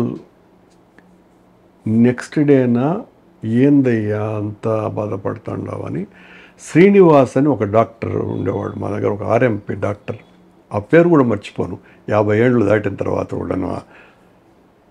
అరే వాడిని ఎందుకు అడిగినావు, వాడు పనికి మాలినోడిని, నన్ను అడుగు ఉండకూడదా అన్నాడు. ఏం శ్రీనివాస్ నాకేం తెలుసు నువ్వు అన్నా. వాడేం డాక్టరే, నేను కదా డాక్టర్, అయితే నా ఆర్ఎంపీ డాక్టరే అంటూ మిల్లీ కార్టిన్ వియోఫామ్ అని ఆయింట్మెంట్ డ్రైవ్ అయిపోతుంది అని అన్నాడు. 2 రోజుల తర్వాత ప్రారంభించినాను. నిజంగా లిటరల్లీ వెంటనే తగ్గిపోయింది. ఆ మెడిసిన్ ఎప్పటికీ మర్చిపోలేను నేను. ఆ శ్రీనివాస్ది ఒక తమాషా స్టోరీ, ఆ కదిరి అతన్ని. అతను జైల్లో ఏదో ఆయనకు జబ్బు వచ్చి ఉస్మానియా హాస్పిటల్లోనో గాంధీ హాస్పిటల్లోనో ఇన్పేషెంట్గా చేరి 3-4 రోజులుండి, ఆ 3-4 రోజులలోనే ఆశ్చర్యంగా అక్కడ అతనికి సర్వ్ చేసినటువంటి డాక్టర్ని ప్రేమించటము, ఆ 4 రోజుల్లోనే అదే జైల్లో పెళ్లి చేసుకోవటము, అదే హాస్పిటల్లో పెళ్లి చేసుకొని వచ్చినాడు. వింతలో వింత అంటే అది. మరి నా తోలు ఉండటం ఒక వింత, అతని పెళ్లి చేసుకోవటం ఒక వింత. ఆ శ్రీనివాస్ మర్నాడు తగ్గింది కదా మీకు, ఆ డాక్టర్ని పట్టుకుని అడిగారా? లేదండి, అది గుర్తులేదు. కానీ వాడు అధికారులకి మరి కంప్లైంట్ కూడా ఇవ్వలేదు, ఇచ్చినట్టు గుర్తులేదు. ఏం జరిగిందో నాకు మళ్ళా అలాంటివి కొన్ని మిస్ అయిపోయినాయి. మరొక ముఖ్యమైన ఘటన జైల్లో నాకు అప్పటికే నడుము నొప్పి ఉండిందండి బాగా. చెప్పారు కదా ఇన్నో మంచం. ఆ నడుము నొప్పి కోసమని ఉస్మానియా హాస్పిటల్కు తీసుకెళ్ళారు నన్ను. నాతో పాటు వరవర్రావు గారు కూడా ఉన్నారు. వరవర్రావు గారి కోపం మొదటిసారి, బహుశా అదే ఆఖరిసారి ఏమో అయింది. మేము డాక్టర్ని కలిసినాం, మేబీ సూపరింటెండెంట్ అనుకుంటా. కలిస్తే అతను నా పట్ల కొంచెం కోపంతో, పని లేకుండా వచ్చినా ఊరికనే ఊరు చూసేదానికి, అంటే జనరల్గా ఒక వ్యాన్లు ఎక్కిస్తూ ఊరంతా కూడా కనపడుతూ ఉంటుంది కదా, అట్లా కొద్దిమంది సయ్యద్ పైల్మన్ లాంటి వాడు రోజు వస్తూ ఉంటారు కదా. నేను కుర్రోడిని, నీకు 18 ఏళ్ళు లేవు, నీకేందా నడువు నొప్పి, కొంచెం చాలా సీరియస్ అయినాడు. అప్పుడు వరవరారు, బుద్ధి లేనివాడా ఏం మాట్లాడతావు, నాకు తెలుసు అతని బాధ ఏంటన్నది, తల తిరుగుతుందని నీకు అని, ఇంతకంటే ఎక్కువగా బాగా ఎక్కువగా. ఆ డాక్టర్ అట్నే వణికిపోయినాడు. వణికిపోయి ఆ తర్వాత నాకు ఏదో ట్రీట్మెంట్ ఇచ్చినారు, అదేం తగ్గలేదు అనుకోండి. అదే సరే, అదే జైలంతా కూడా ఆ బాధ అట్లాగే అనుభవించినాను. వరవర గారు కోపం చూశారు. అవునండి, వరవర గారు నేను సన్నిహితంగానే ఉండే, అంటే వాళ్ళు వీళ్ళని కాదు, అందరితోనూ నా సాన్నిహిత్యం ఉండేది. ముఖ్యంగా విప్లవకారులు అనేటువంటి వీళ్ళతోటి కారణం బహుశా నేను చిన్నవాడిని కావటం. ఈవెన్ ఆర్ఎస్ఎస్ వాళ్ళు కూడా నా పట్ల చాలా బాగుండేవాళ్ళు. పెద్దారెడ్డి అనంతపురం నుంచి వచ్చిన అతను చెప్పాను కదా, అండర్గ్రౌండ్కి వెళ్ళిన వ్యక్తిని. అతను అప్పుడు పరిటాల శ్రీరాములు మర్డర్ జరిగిన ఒక 2-3 నెలలకు అతను చాలా చక్కటి గేయం రాసినాడు, పరిటాల రాములు నీకు లాల్ సలాముల. తర్వాత సినిమాలో కూడా పెట్టినట్టుగా ఉన్నారు ఆ పాటలు. ఎవరు రాశారు? పెద్దారెడ్డి అనుకుంటా. చక్కగా పాడేవాడు పరిటాల రాములని. అక్కడనే కవికాకి అని ఒక పెద్ద మనిషి ఉండేవాడు, అనంతపురం కామ్రేడ్ ఒక ఆయన, చాలా అద్భుతమైనటువంటి పోయిటరీ రాసేవాడు. ఆయన అసలు పేరు మర్చిపోయినా, ఆయన పెట్టుకున్నటువంటి పేరు కవికాకి. అలా చల్సాని ప్రసాద్ గారు నా గురువు గారు, నాకు చాలా ఇష్టమైనటువంటి వ్యక్తి ఆయన. చల్సాని ప్రసాద్ గారు భానుమతి పాటలకు విపరీతమైనటువంటి ఇష్టం తనకి. ఆయన శ్రీశ్రీ రెండో భార్య అని కూడా పిలిచేవాళ్ళు, అంటే అంతగా శ్రీశ్రీతో ఆయనకు సాన్నిహిత్యం ఉండేది. భానుమతి పాట ఆ జైల్లో ఎక్కడో ఒక మైక్ ఉండేది, ఆ మైకులో అప్పుడప్పుడు వార్తలు వచ్చేటివి, ఈ పాటలు వచ్చేటివి సాయంకాలం 6 తర్వాత. నన్ను చేయబట్టుకొని లాక్కొని పరిగెత్తేవాడు భానుమతి పాట వస్తే. ఆ మల్లీశ్వర్లో పాట ఏదో ఆ ఒకటి గుర్తుంది నాకు ఆయనతోటి. ఆయన చనిపోయేంత వరకు నేను ఆయనతో టచ్లోనే ఉన్నా. చల్సాని ప్రసాద్ గారు ముఖ్యమైనది అధ్యయనం అండి. రోజు తక్కువ అంటే 8 నుంచి 10 గంటల పాటు చదివేవాడిని నేను బుక్స్ని. అందులోనే ఎడ్గార్ స్నో రాసినటువంటి చైనాపై అరుణతార అన్నటువంటి పుస్తకం, వై కోటేశ్వరరావు గారు ఇప్పుడు కూడా ఉన్నాడు. ఆయన శ్రీకాకుళ పోరాటంలో ప్రముఖ పాత్ర వహించినటువంటి వ్యక్తి. ఇప్పుడు ఏదో బీసీ ఉద్యమాలలో నాయకుడు.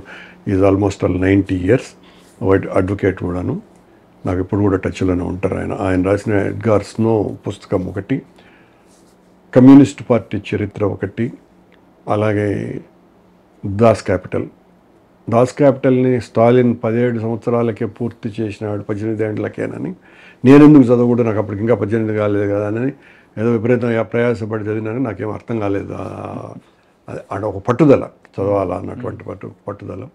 అక్కడే తత్వశాస్త్రం మీద, హిస్టరీ మీద, ఎకనామిక్స్ మీద, ఇట్లన్నింటి మీద ప్రాథమికమైనటువంటి పరిజ్ఞానం వీళ్ళందరూ కూడా కల్పించినారు. మరోవైపున జైల్లో కొద్ది రోజుల పాటు లిఖిత పత్రిక ఒకటి నడిపినారు విరసం వాళ్ళు. అందులో నేను ఒక గేయం రాశాను. నా మొదటి ఆఖరు గేయం అదే. కేవీ రమణారెడ్డి గారు నన్ను చాలా బాగా మెచ్చుకున్నారు. బాగా రాసిన ఒక నన్ను బాగుంది ఆ కవిత. గుర్తులేదండి. ఏదో ఒక్క ఏంటంటే, తుపాకీ భుజం మీద ఈ భుజం వాలిపోతే ఈ భుజంలో మోస్తాము అని, అదేదో గుర్తు. బహుశా అర్థం అయితే ఉంది ఆ గేయంలో. ఆయనకి ఇష్టపడింది, ఆయన ఇష్టపడి బాగుంది అని అన్నాడు. మళ్ళీ నేను ఎప్పుడు ఈ కవిత్వం రాసే ప్రయత్నం నేను చేయలేదు. మా Shail Kumar is very good poet and writer, నాతో పాటు ఉన్నటువంటి ఆయన ఇప్పుడు కూడా నాకు అతి ముఖ్యమైనటువంటి స్నేహితుడు. స్టిల్ తిరుపతిలోనే ఉంటారు ఆయన. జైల్లో చాలా ఉద్యమాలు చేశాం. ఉద్యమం అంటే అక్కడ జరిగేటువంటి ఏదైనా కూడా తప్పులు చేస్తే జైలు అధికారులు దానికి వ్యతిరేకంగా అందరం కలిసి తిరగబడేవాళ్ళం. ఒకవైపున అధ్యయనం. ఇందులో ముఖ్యమైనటువంటిది ఎంవి రమణారెడ్డి గారు రాత్రి 8 గంటలకు పుస్తకం మొదలు పెట్టడం ప్రారంభించి ఉదయం 7 గంటల వరకు చదివేవాడు. ఆయనకున్నటువంటి లక్షణం అది. ఎవ్రీ డే ఆయన అసాధారణమైనటువంటి విజ్ఞాని ఆయన మరో కోణం అది. ఒక కోణం ఆయన అంత ఏదో హత్యలు మా ఫ్యాక్షనిస్ట్ అనుకుంటారు, కానీ రెండో కోణం అది ఎంత చెప్పినా కూడా తక్కువే. ఆయన్ను నేను ఆదర్శంగా తీసుకొని జైల్లో నేను కూడా అలా చదవాలని కొద్ది రోజులు ప్రాక్టీస్ చేసి నేను కూడా అలాగే చదవటం ప్రారంభిస్తే నా పక్కన కేవీ రమణారెడ్డి గారు పడుకునేవాడు. నేను ఆ లైట్ ఫోకస్ ఉండేది కూడా, టేబుల్ ల్యాంపు ఉన్నా కూడా ఆయన కళ్ళ మీద పడేతలకి ఆయనకి చిరాకు వచ్చేసింది. కర్ణ ఏంది ఇది రాత్రులంతా నువ్వు నాకు నిద్ర లేకుండా చేస్తున్నావు అనే పెద్ద ఆయన అన్నటువంటి మాటకు మళ్ళీ రాత్రులు చదవటం మానేశాను ఆయన వల్లనే. నేను అట్లా అది మిస్ అయిపోయింది. సార్, ఈ క్రమంలో ఇంకా మీకు బాగా అటాచ్మెంట్ ఉంది రాజారెడ్డి గారు కాకుండా మీ కుటుంబానికి, అదే మీ మీద బాగా ప్రభావం చూపిన వ్యక్తులు అంటే ఒక్కరు కాదండి. అదే నేను చెప్పేది. అంటే అందరికంటే నాకు అతి ముఖ్యమైనటువంటి వ్యక్తి నా గురువు. ఈరోజు ఇలా నేను మాట్లాడగలుగుతున్నానన్నా, ఇంత ధైర్యంగా ఉండగలుగుతున్నానన్నా నా ప్రధానమైనటువంటి వ్యక్తి మధుసూదన్ రావు గారు.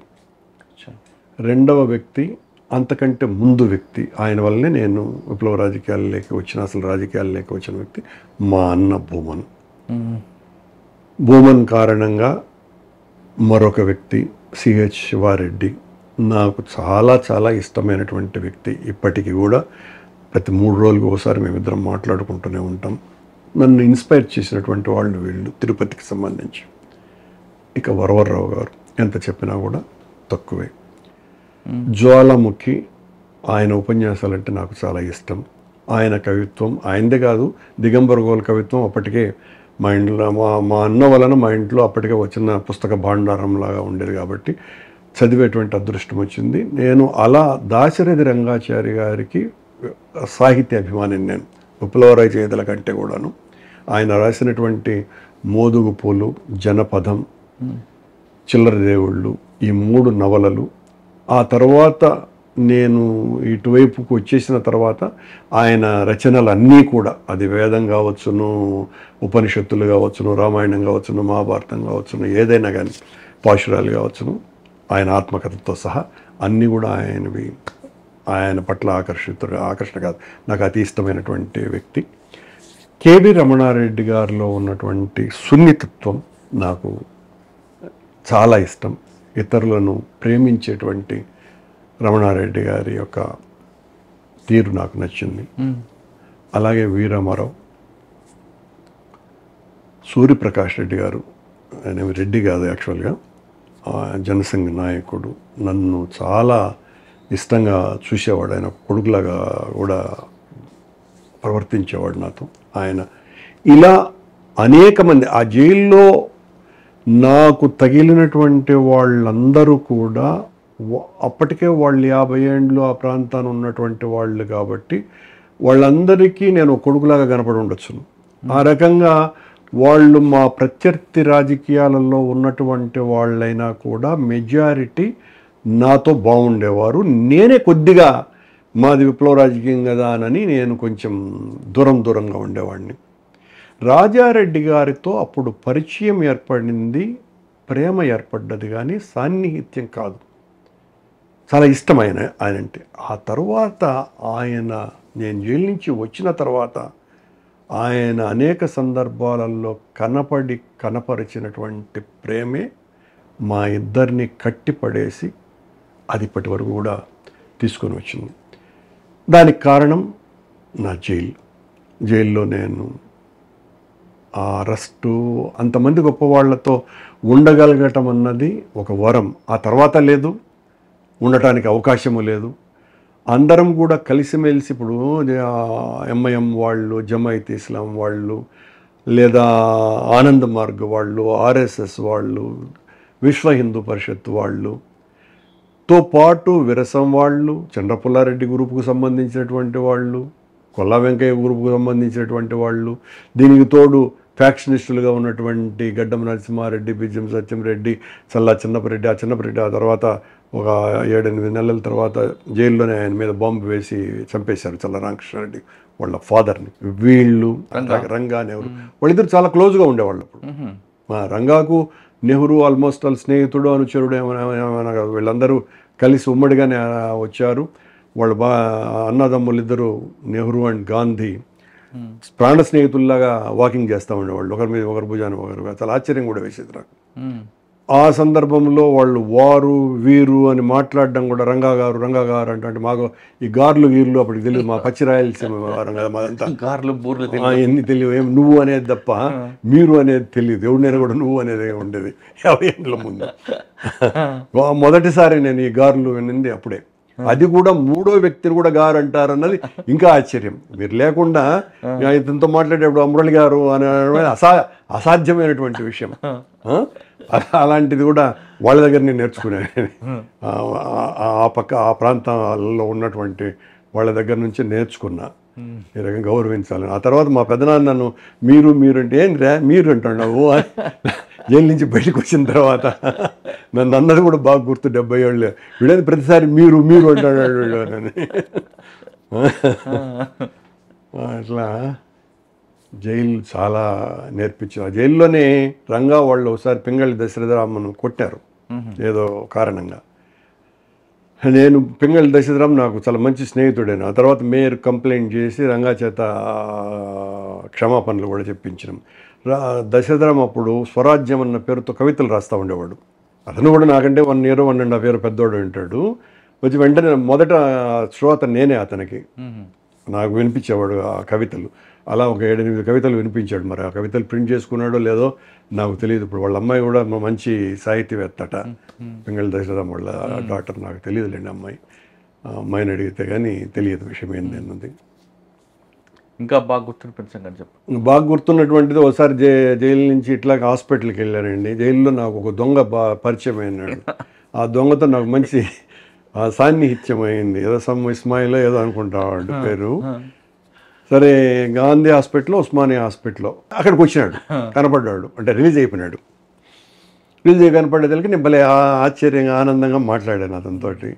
అరే ఇస్మాయిల్ ఎట్లున్నావు ఏంటి అని అంటే చాయ్ బాయ్ కైసాయ్ అది ఇదని వాడు 10 నిమిషాలు మాట్లాడినాడు. నా దగ్గర ₹1 ఏదో ఉన్నింది. ఉండి ఒక పాన్ తెస్తావా తింటాను నేను, హైదరాబాద్లో పాన్లు ఎక్కువ కదా, అబ్బిలాయంగా అని అన్నాడు. ₹1 తీసుకొని ఎట్టపోయినాడు. అంటే బుద్ధి పరుచుకోలేదు, అటు బుద్ధి మారలేదు. అది తమాషైనటువంటి విషయం. సార్ జైల్లో సాహిత్యం అని నేర్చుకున్నారు కదా, అక్కడ భోజనం కూడా చాలా బాగుండిందండి. మొదటి నెల ఏమీ బాగోలేదు. ఆ తర్వాత భోజనం చాలా బాగుండింది.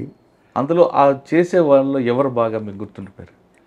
మాతోనే ఉన్నటువంటి సురేందర్ రెడ్డి గారు, ఫార్మర్ నక్సలైట్, ఆయన చాలా చక్కగా చేసేవాడు భోజనం. అంటే నాన్ వెజ్జా వెజ్జా? ఎవ్రీడే నాన్ వెజ్ ఉంటుంది, వెజిటేరియన్ ఉంటుంది. ఆర్ఎస్ఎస్ వాళ్ళు కొంతమంది బ్రాహ్మిన్స్ వీళ్ళందరూ కూడా వెజిటేరియన్ అది సపరేట్గా చేసుకునేవాళ్ళు. కొద్ది రోజుల తర్వాత దాదాపు వారంలో 6 రోజుల పాటు నాన్ వెజిటేరియన్ దశకు వచ్చింది. కానీ రైసే బాగోదండి అప్పట్లో, కానీ దొడ్డు రైస్. అవన్నీ తొలి రోజులండి. మళ్ళీ ఆ తర్వాత మాకు ప్రతి 15 రోజులకు రేజర్ సెట్టు, ఇవి బ్లేడ్స్, షాంపూలు ఇవన్నీ కూడా ఇచ్చేవాళ్ళు. నాకు అప్పటికి గడ్డము లేదు, మీసము లేదు. నాకు ప్రతి 15 రోజులకు ఈ రేజర్ సెట్ ఇది ఏం చేసుకోవాలి అది పారేస్తూ ఉండేవాడిని. లేదా ఈ దొంగలు వస్తారు కదా వాళ్ళకి ఇచ్చేవాడిని నేను. నేను జైలు నుంచి బయటకు వచ్చేంతవరకు నాకు గడ్డం మీసాలు రాలేదు. అదొక గుర్తు. జైల్లో భోజనాల దగ్గర శేషయ్య చెట్టి అని అతను ఉండేవాడండి, వైశ్య, బట్ అద్భుతమైనటువంటి కామ్రేడ్ అతను అతని ఫ్రెండ్ చంద్రశేఖర్ రెడ్డి, గుంటకల్ వాళ్ళు. ఆ ఇద్దరు మర్డర్ అయిపోయినారు బయటకు వచ్చిన తర్వాత. ఒకసారి వాలీబాల్ దగ్గర, అతని పేరు వద్దు ఇప్పుడు ఎందువల్లంటే నేను చెప్పడం మంచిది, చాలా ప్రముఖుడైనాడు అతను. కొంచెం ఆర్ఎస్ఎస్ సంబంధించిన వ్యక్తి, కాస్త అతి ఎక్కువ. ఆ అతి వ్యక్తి మా వాళ్ళని ఎవరినో వాలీబాల్ దగ్గర తిట్టటము సంథింగ్ ఏదో జరిగింది. నేను అట్లా చూస్తూ నేను అతన్ని ఒకడినే ఏమి చేయలేను కదా అని అంటే చంద్రశేఖర్ రెడ్డి వాళ్ళు ఏమి కొడవలి సీతారామయ్య గ్రూప్ కాదు, కాస్త సిపిఎం అనుకోలేరు వాళ్ళు యాక్చువల్గా. But Chandra was very close to me, Chandra and Seshaiah వీళ్ళిద్దరు కూడా. నేనంటే చాలా ఇష్టం వాళ్ళకి. చంద్రకు చెప్పాను నేను, చంద్ర అంటే వాడు చేస్తాడు, రాపోదాం నా కొడుకు అని పోయి ఇద్దరం కలిసి మ్యాన్ హ్యాండిల్ చేసాం. నాకంటే అతను ఎక్కువ చేశాడు, కొట్టాడు. కొట్టి మళ్ళీ ఆ తర్వాత నేను చంద్ర ఇద్దరమే వాలీబాల్ ఆడాం. అంటే మిగతా వాళ్ళు ఎవరు రాను కూడా రాలేదు మాతో కలిసి ఆడడానికి కూడా. అంత ఫెరోషియస్ క్షణాలను కొద్దిసేపు నడిచినాయి.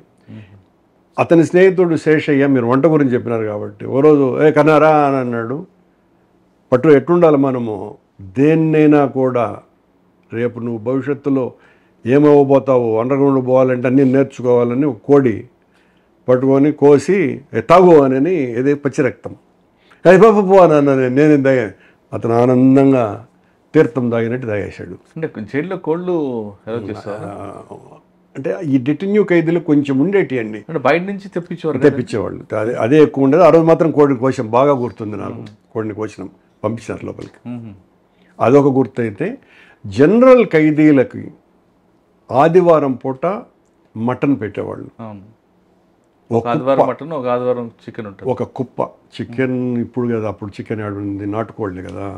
ఇప్పుడు మీరు 50 ఏళ్ల ముందు చికెన్లు లేవు, లేవు కాబట్టి నాటుకోళ్ళు అన్ని దొరకవు. దాదాపు 2000 మంది పైగా ఉన్నటువంటి జైలు మాది.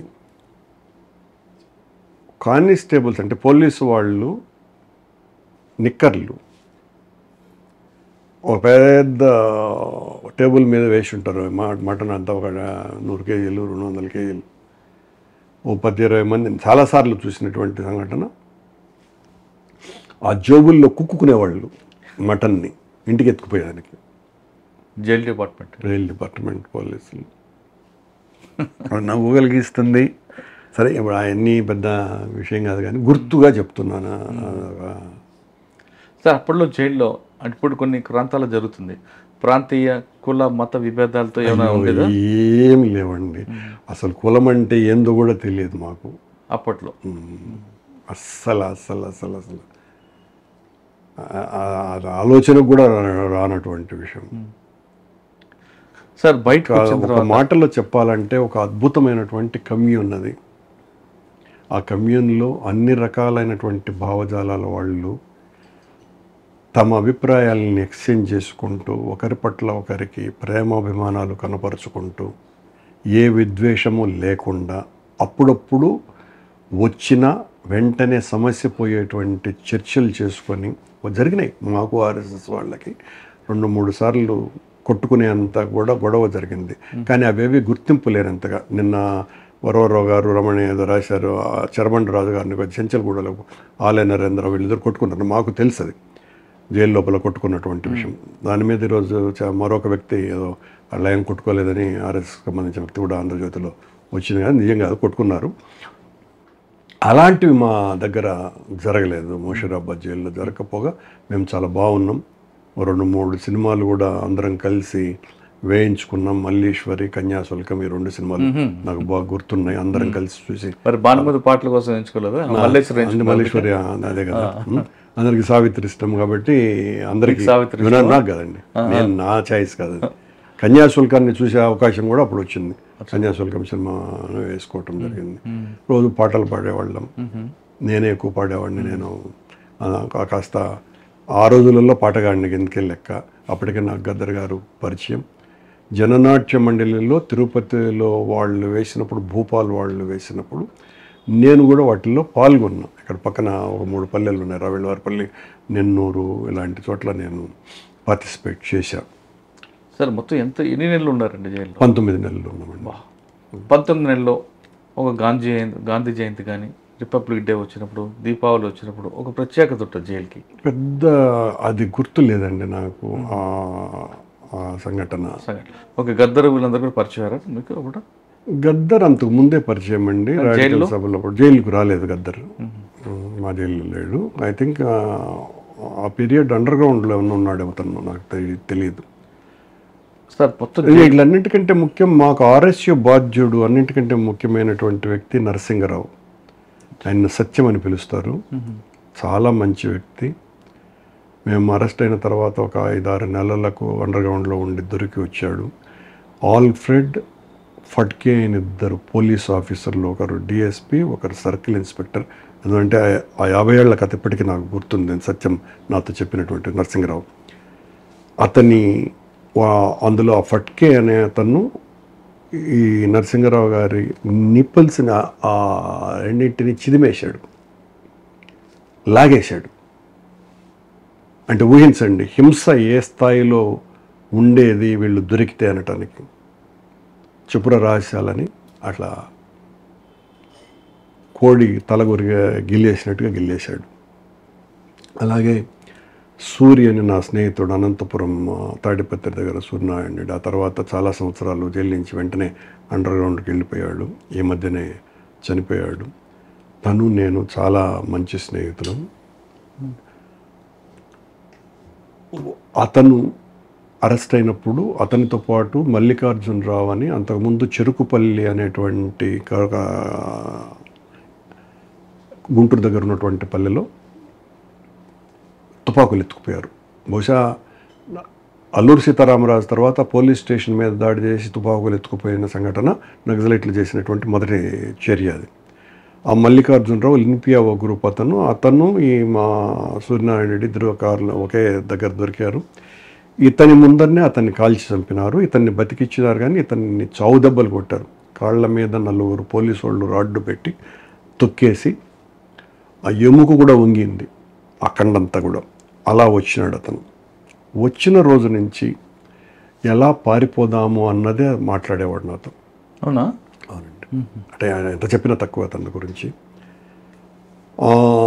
అలా మా ఇద్దరి పరిచయం ఇలా ఉండటానికి లేదు, మనం పారిపోవాలా అని ఒక రోజున మేమిద్దరం ప్రయత్నం కూడా చేసాం. ఉస్మానియా హాస్పిటల్ దగ్గర నుంచి జైలు నుంచి బయటకు వచ్చి హాస్పిటల్కి వెళ్ళాము. అంటే జైలు నుంచి పారిపోవటం సాధ్యమే కాదు కదా, హాస్పిటల్కు నెపంతో పారిపోవాలని. ఆ రోజు ఎస్కార్ట్ మిగతా దొంగలు తక్కువ అయి ఉండి పోలీసు వాళ్ళంతా ఎక్కువగా మాకే ఉండటంతో దానికి తోడు బయట కాంటాక్ట్ ఏమి లేదు. అతనేమి కొండపల్లి సీతారామయ్య గ్రూపు కాదు అప్పటికి. నేనే కాసింత దానికి అనుకూలమైన వ్యక్తి. కానీ అతని సైద్ధాంతికంగా మా వైపున వచ్చేసాడు. ప్రయత్నం చేసినా కూడా కుదరలే. బయట పోయింటే ఏమైంటుందో దేవుడికి తెలియాలి, అది ఏం చెప్పలేం. అలాగే కృష్ణారావు, వడ్లమూడి కృష్ణారావు అని, ఆ తర్వాత పరిటాల రవికి బావ అయినటువంటి వ్యక్తి, అతను అండర్ గ్రౌండ్లో ఉండేవాడు. నేను జైలుకు ముందు అతనికి షెల్టర్ ఇచ్చేవాడిని. తిరుపతిలో 2-3 సార్లు అతనికి షెల్టర్ ఇచ్చిన. తను దొరికితే అతని మొత్తం ఇక్కడి నుంచి ఇక్కడికి చర్మం కోసేశారు పోలీసు వాళ్ళు. అలా పచ్చి పుండ్లతో అతను వచ్చాడు. తను కూడా నాకు చాలా మంచి స్నేహితుడైనాడు జైల్లో. అతని పేరు కృష్ణారావు, నేను గోపాల్ అని పేరు మార్చి నవ్వుకుంటూ మాట్లాడేవాళ్ళం. అలాగే ఇప్పుడు పర్స్పెక్టివ్ సంస్థ నేను నడుపుతున్నాడు వరవరరావు గారు కో బ్రదరు రామకృష్ణ గారు. తను కూడా నాకు చాలా పెద్దవాడు కానీ స్నేహితుడిలాగా నాతో ఉండేవారైనా. ఇలా అంటే మీరు అన్నదానికి ఎవరితో సాన్నిహిత్యం అంటే ఆ సాన్నిహిత్యం ఎంత చెప్పినా కూడా తక్కువే. ప్రతి ఒక్కరితోనూ కూడా ఆ అనుబంధం చాలా పెనవేసుకు తర్వాత కొనసాగింది కేవలం రాజారెడ్డి గారితోనే, ఇంకెవరితో ఉన్నారు? అంటే వీళ్ళందరితో ఇప్పటికీ కూడా ఉంది కండి. రాజారెడ్డి గారితో ఉన్న అనుబంధం నా జీవితాన్ని మొత్తం మార్చేసినటువంటిది. రాజారెడ్డి గారితో నా పరిచయము, ఆయన నాకు చేసిన, నాకు చూపిన అపరిమితమైనటువంటి ప్రేమ, సహాయము ఇవన్నీ కూడా కట్టి పడేసినాయి. సైమల్టేనియస్గా రాజశేఖర రెడ్డి గారు ఇద్దరు తండ్రి కొడుకులు ఇద్దరు కూడా నా పట్ల, ఇంకా అది ఇంతకుముందే మీకు చెప్పాను, ప్రత్యేకంగా చెప్పాల్సిన పనిలా, అది ఎంత చెప్పినా కూడా తక్కువే. వాళ్ళ వల్లనే నేను విప్లవ రాజకీయాల నుంచి రాజారెడ్డి గారి వైపు, రాజశేఖర రెడ్డి గారి వైపు మళ్ళటం జరిగింది. జైలు నుంచి బయటకు వచ్చిన తర్వాత కూడా 2 సంవత్సరాల పాటు నేను ఆర్ఎస్యూలో ఉన్న కొన్ని కారణాల వలన నేను మానుకోవటం జరిగింది. అది సార్, ఇంత క్రమశిక్షణ ఇవన్నీ నిబద్ధత వచ్చిన మీకు ఒక్కసారి కొంతమంది రాజకీయ పార్టీలు బురద జల్లుతుంటాయి, అప్పుడు ఏమనిపిస్తుంటుంది? అంటే అలవాటు అయిపోయిందండి. ఇప్పుడు తొలి రోజుల్లో బాధ అనిపిస్తుంది, ఏందబ్బా ఎన్ని మాటలు మాట్లాడాల్సింది. కానీ నాకు రాజశేఖర రెడ్డి ఆయన ముఖ్యమంత్రి అన్న ఒక ఆలోచన తప్ప ఏమీ ఉండేది కదా.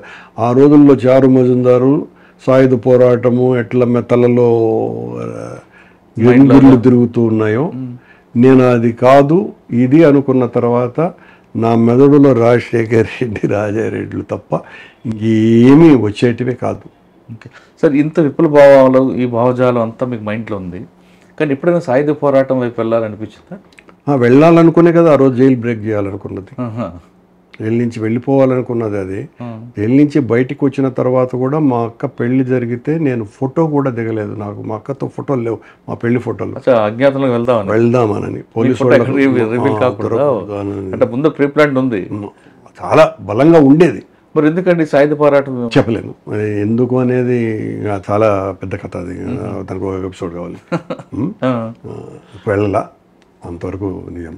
అంటే ఒక దశలో వెళ్దామని బాగా ఉండిందండి, బాగా ఉండింది. అంటే ఇంత విప్లవ భావజాలు మేము బ్లడ్లో ఉన్నప్పుడు ఇటువంటి ఆరోపణలు వచ్చినప్పుడు ఏమాత్రం చలనం అని కాదు, పట్టించుకోరా? నేను చాలా పాజిటివ్ థింకర్ నండి. కానీ ఆవేశం వస్తుంది కదా. కాదు, నేను వెరీ పాజిటివ్. నాకు ఇది నమ్మరు, అంటే ఇట్లా జరుగుతుంది, వీడి అబద్ధాలు చెప్తున్నాడు అని. నాకు ఈ పెద్దోళ్ళందరితోనూ పరిచయం ఏర్పడటం వల్ల కారణమేమో, నేను ఒకడి పట్ల ఈర్ష్య ఇలాంటివి మొదటి నుంచి కూడా నాకు మామూలు వ్యక్తులతో పోలిస్తే దాదాపు 0. దీనికి తోడు అవతల వాడిని చెడ్డగా మాట్లాడటం, చెడు తలంపు నా మెదడులో ఎక్కించుకోవటం నేను చేయను. అది ఎలా అలవాటు పడిందో కూడా నాకు తెలియదు. ఈ పలానా వ్యక్తి వలన నేర్చుకున్నావా అనంటే తెలియదు. కానీ ఒకటి మాత్రం నాకు బాగా తెలిసిన విషయం, రాజారెడ్డి గారి విషయము. రాజారెడ్డి అసమానమైనటువంటి ధైర్యస్తుడు. అంతకంటే ధైర్యస్తుల్ని కూడా నేను చూశాను. ఎవరు కొండపల్లి సీతారామే కావచ్చు, నాతో పాటు తిరిగి చనిపోయినటువంటి వాళ్ళు చాలామంది కావచ్చు. కానీ రాజారెడ్డి గారు అంత ధైర్యస్తుడు. కానీ ఎవ్వరికీ లేనటువంటి గుణం ఈర్ష్య అన్నది తెలియని వ్యక్తి రాజారెడ్డి గారు. తనకు ఇతరులు ఎదుగుతున్నారు మా కొడుకుని దాటిపోయి అని ఈర్ష్యతో ఒక్కరోజు కూడా ఆయనతో నేను పయనించిన రోజులలో లేదు. రాజారెడ్డి గారిని గురించి చాలా చెడ్డగా చెప్తూ ఉంటారు. రాజారెడ్డి గారికి గురించి నాకంటే సన్నిహితంగా మెలిగినటువంటి వాళ్ళు ఎవ్వరూ లేరు. ఇది రిటర్న్, ఒక శాసనంలాగా చెప్తున్నాను నేను. ఈర్ష్య అన్నది లేనటువంటి వ్యక్తి రాజారెడ్డి గారు. నేను తన దగ్గర అది నేర్చుకున్నాను. కానీ కొంతమంది రాజారెడ్డి రాజ్యాంగం అని బిరుదిస్తుంటారు. బిరుదు వీళ్ళు ఇచ్చుకున్నారు, తెలుగుదేశం వాళ్ళు ఇచ్చుకున్నారు. కానీ రాజారెడ్డి గారు అలాంటి వాడు కాకపోగా, రాజారెడ్డి గారు కమ్యూనిస్ట్ అభిమాని. 4 ఎద్దుల ఈశ్వర్రెడ్డి అనే కమ్యూనిస్టు ఎంపీ 4 సార్లు పులివెందల నుంచి గెలిచినాడు, కడప జిల్లా నుంచి. ఆ 4 సార్లు పులివెందలకు జనరల్ ఏజెంట్ రాజారెడ్డి గారే. మీరు అంత సౌమ్యంగా మాట్లాడుతుంటారు, కానీ బయట బోమన కరుణాకర్ రెడ్డి గారు అహంకారం, అంటే ఎవరితో ఎక్కువ మాట్లాడనండి. దానికి కరెక్టే. మాట్లాడకపోవటానికి కారణం చెత్తను పంచుకోకూడదు అని. కానీ బయటకు వేరే మెసేజ్ మీ ఇమేజ్తో నాకేం పని? మీరు ఒక చక్కటి పుస్తకాన్ని గురించో, ఒక చక్కటి సంగీతాన్ని గురించో, అద్భుతమైనటువంటి జ్ఞానానికి సంబంధించిన విషయాలు అయితే మీతో గంటల కొద్ది గడుపుతాను. అలాంటి స్నేహితులు నాకున్నారు, వాళ్ళతో నేను ఎక్కువ కనపడతాను. మీరు నాతో వచ్చి వాడు అట్టటోడు, వీడిటోడు, దొంగ నా కొడుకు, వీడు గలీజోడు, ఇట్లాంటి మాటలు అంటే నేను మాట్లాడలేను, నాకు ఇష్టం లేదు. నేను నా బుర్రలో నా బుర్ర డస్ట్బిన్ కాదు. నా బుర్రని ఇది కూడా నేను సీరియస్గానే చెప్తున్నాను, నా బుర్ర డస్ట్బిన్ కాదు. వీధిలో ఉండే, ఊర్లో ఉండే చెత్తతో నా బుర్రను నింపుకోవాలని నేను చిన్నతనం నుంచి లేను. నేను దాన్ని చెత్త లేకుండా ఖాళీగా ఉంచుకొని ఈ జ్ఞానాన్ని ఆ బుట్టలో వేసుకుంటూ ఉంటాను, ఆ బుర్రలోకి దించుకుంటాను. అందువల్ల మీకు నేను అహంకారిగా కనపడినా నాకు ఏ బాధ లేదు. నేను అహంకారిని కాదు. నాకు మనుషుల పట్ల అపరిమితమైనటువంటి ప్రేమ ఉన్నది. ఎవరైతే అజ్ఞానంతో ఉన్నారో వాళ్లతో నేను దూరంగా ఉంటాను. సార్, అజ్ఞాతం ఉన్న వాళ్ళు దూరం ఉండడం మంచిదే, కాదనట్లేదు. కానీ మీకు అపారమైన జ్ఞానం మీ బ్రెయిన్లో ఉంది కాబట్టి అది భావితరాలకు పంచడానికి మీరు భావితరాలకు పంచేంత జ్ఞాని నేనేమి కాదు, అన్ని అబద్ధాలు. నాకు నేను కనీసం కొద్దిగానన్నా పర్లేదబ్బా. దీనికి భర్తృహరి ఒక మాట అన్నాడండి. అంటే ఇక్కడ కూడా మళ్ళీ నేనేం జ్ఞానిని కాదు, నేను చదువుకోలేదు, అన్ని అబద్ధాలు. మిగతా వాళ్ళకంటే సమకాలీన రాజకీయ నాయకుల కంటే కొంచెం బెటర్, అంతే తప్ప నాకేం. కాకపోతే భర్తృహరి ఎప్పుడో 2000 సంవత్సరాల క్రితం ఒక మాట అన్నాడు, అది సంస్కృతం నాకు తెలియదు కానీ ఆయన దాని తెలుగు అనువాదం, ప్రభువుకు అహంకారం వల్ల నువ్వు చెప్పేది వాడు వినడు, ఏంద్ర నువ్వు నాకు చెప్పేది అని అంటాడు. పండితుడికి ఈర్ష్య, అంటే పండితుడు అంటే మనతో సమానమైనటువంటి, పండితుడికి సమానమైనటువంటి వాడు, వీడికి ఏం తెలుగు ఉండదేనని వాడు ఒప్పుకోడు. సామాన్యునికి అర్థం కాదు, అంటే వాడికి మన స్థాయి ఉండదు కాబట్టి వాడికి ఎట్టాగో అర్థం కాదు. ఇంకెందుకురా నా సుభాషితం నాలోనే ఉంటుందిలే అన్నాడు ఆయన.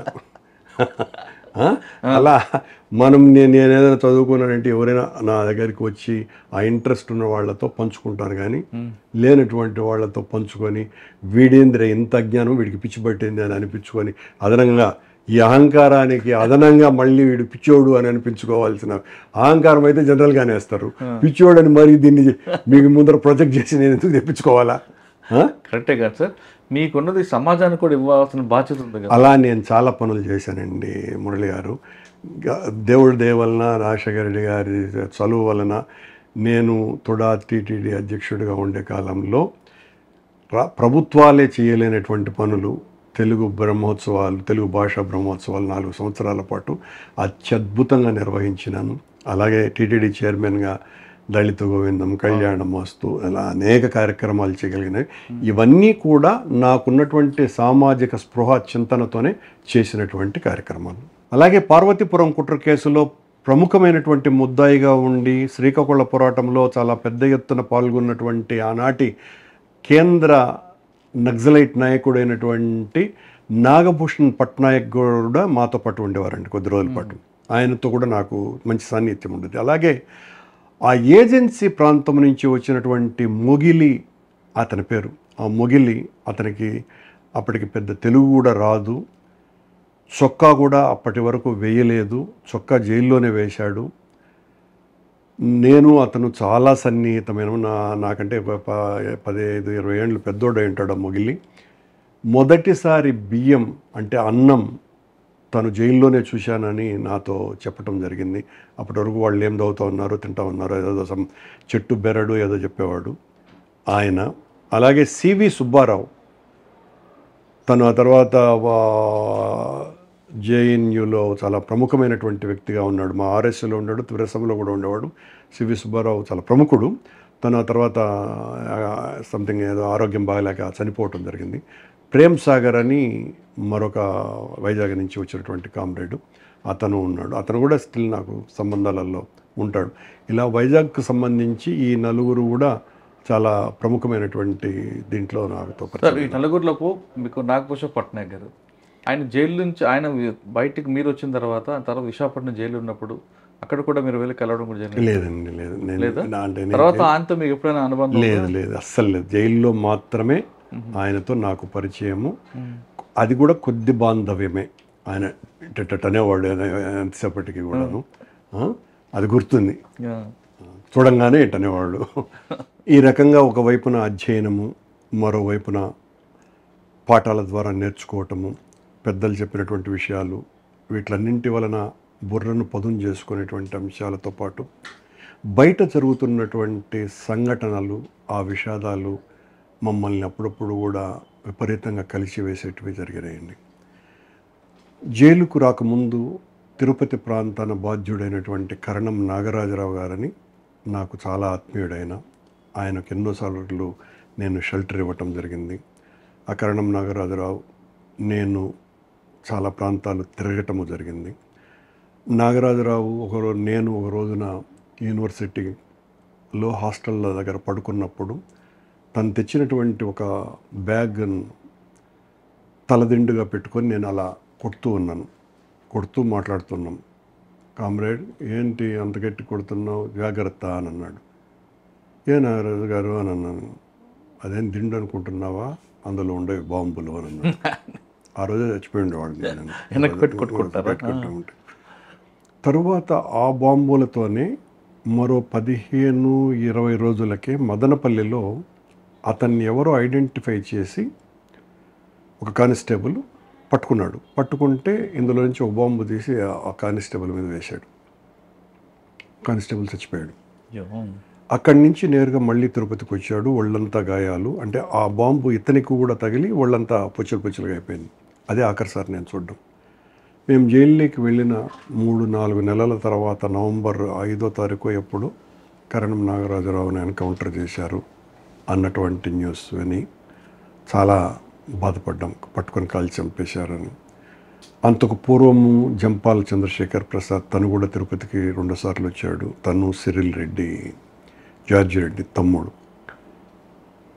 జంపాల చంద్రశేఖర్ ప్రసాద్, నీలం రామచంద్రయ్య గారని ఇద్దరిని, నీలం రామచంద్రయ్య గారు ఫార్మర్ ఎమ్మెల్సీ కూడా, వీళ్ళిద్దరిని పట్టుకొని కాల్చి చంపేశారు. ఇలాంటి విషాదాలు. అలాగే సుంకన్న అనేటువంటి ఆయనకు కూడా నేను షెల్టర్ ఇచ్చాను 4-5 సార్లు తిరుపతిలో. తను నరసింహారెడ్డి అని మాకు మంచి స్నేహితుడు. తను పెద్ద యాక్టివ్ కూడా కాదు, నేను నాతో పోలిస్తే ఏమి యాక్టివ్ కాదు, లా స్టూడెంట్. మాకు అప్పటికి రాయలసీమలో ఈ సిఓసి అనేవాళ్ళు, ఈ పీపుల్స్ వార్ గ్రూప్ని, సెంట్రల్ ఆర్గనైజింగ్ కమిటీ అని, దానికి నాయకుడైనటువంటి మహదేవ్, ఆ మహదేవ్ని ఈ నరసింహారెడ్డిని ఇద్దరిని పట్టుకొని కాల్చి చంపేశారని, ఇవన్నీ ఈ వార్తలన్నీ కూడా మమ్మల్ని పేగులు కలిపెట్టేటువంటి సంఘటనలు జైల్లో ఉన్నప్పుడు జరిగింది. దానికి తోడు ఇంకొకటి, నాకు విశ్వనాథ సత్యనారాయణ గారు అంటే అప్పటికే ఒక చిన్న ఇష్టత ఉండేది. నాకు 6వ క్లాసులో నాకు మొదటి ప్రైజ్ విశ్వనాథ సత్యనారాయణ గారి పుస్తకం ఆది పర్వం నాకు ఇచ్చినారు. తద్వారా నాకు సాహిత్యం పట్ల అనురక్తి కలగటానికి అదొక కారణమేమో. విశ్వనాథ్ సత్యనారాయణ గారు కూడా 76లో అక్టోబర్లోనూ ఎప్పుడు సెప్టెంబర్లోనూ చనిపోయినారు.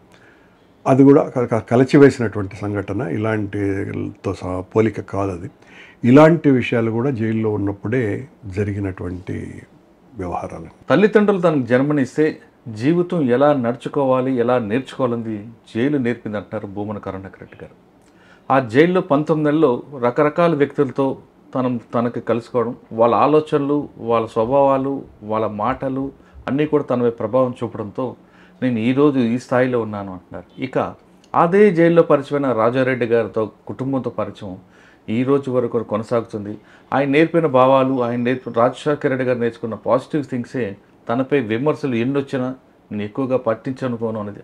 ఆ పాజిటివ్ థింగ్స్ అనేది రాజశేఖర రెడ్డి గారు, రాజారెడ్డి గారి నుంచి నేర్చుకున్నాను అంటారు. అంటే సాధారణ ప్రతి వ్యక్తి కూడా జైలు అనగానే ఏదో జరుగుతుంది, ఏదో అనుకుంటారు. జైల్లోకి వెళ్తే వారు వీరవుతారు, వీరు వారవుతారు అనుకుని చాలామంది ఉంటారు. కానీ ఒక జైలు అనేది ఒక మనిషికి జీవితాన్ని మార్చింది. ఆ మనిషి నడవిక రెండూ మార్చడం కాకుండా 10 మందికి ఆదర్శంగా తయారయ్యారు భూమన కరుణాకర్ రెడ్డి గారు. ఇది భూమన కరుణాకర్ రెడ్డి గారితో పార్ట్ 3 కూడా ఉంటుందని త్వరలోనే.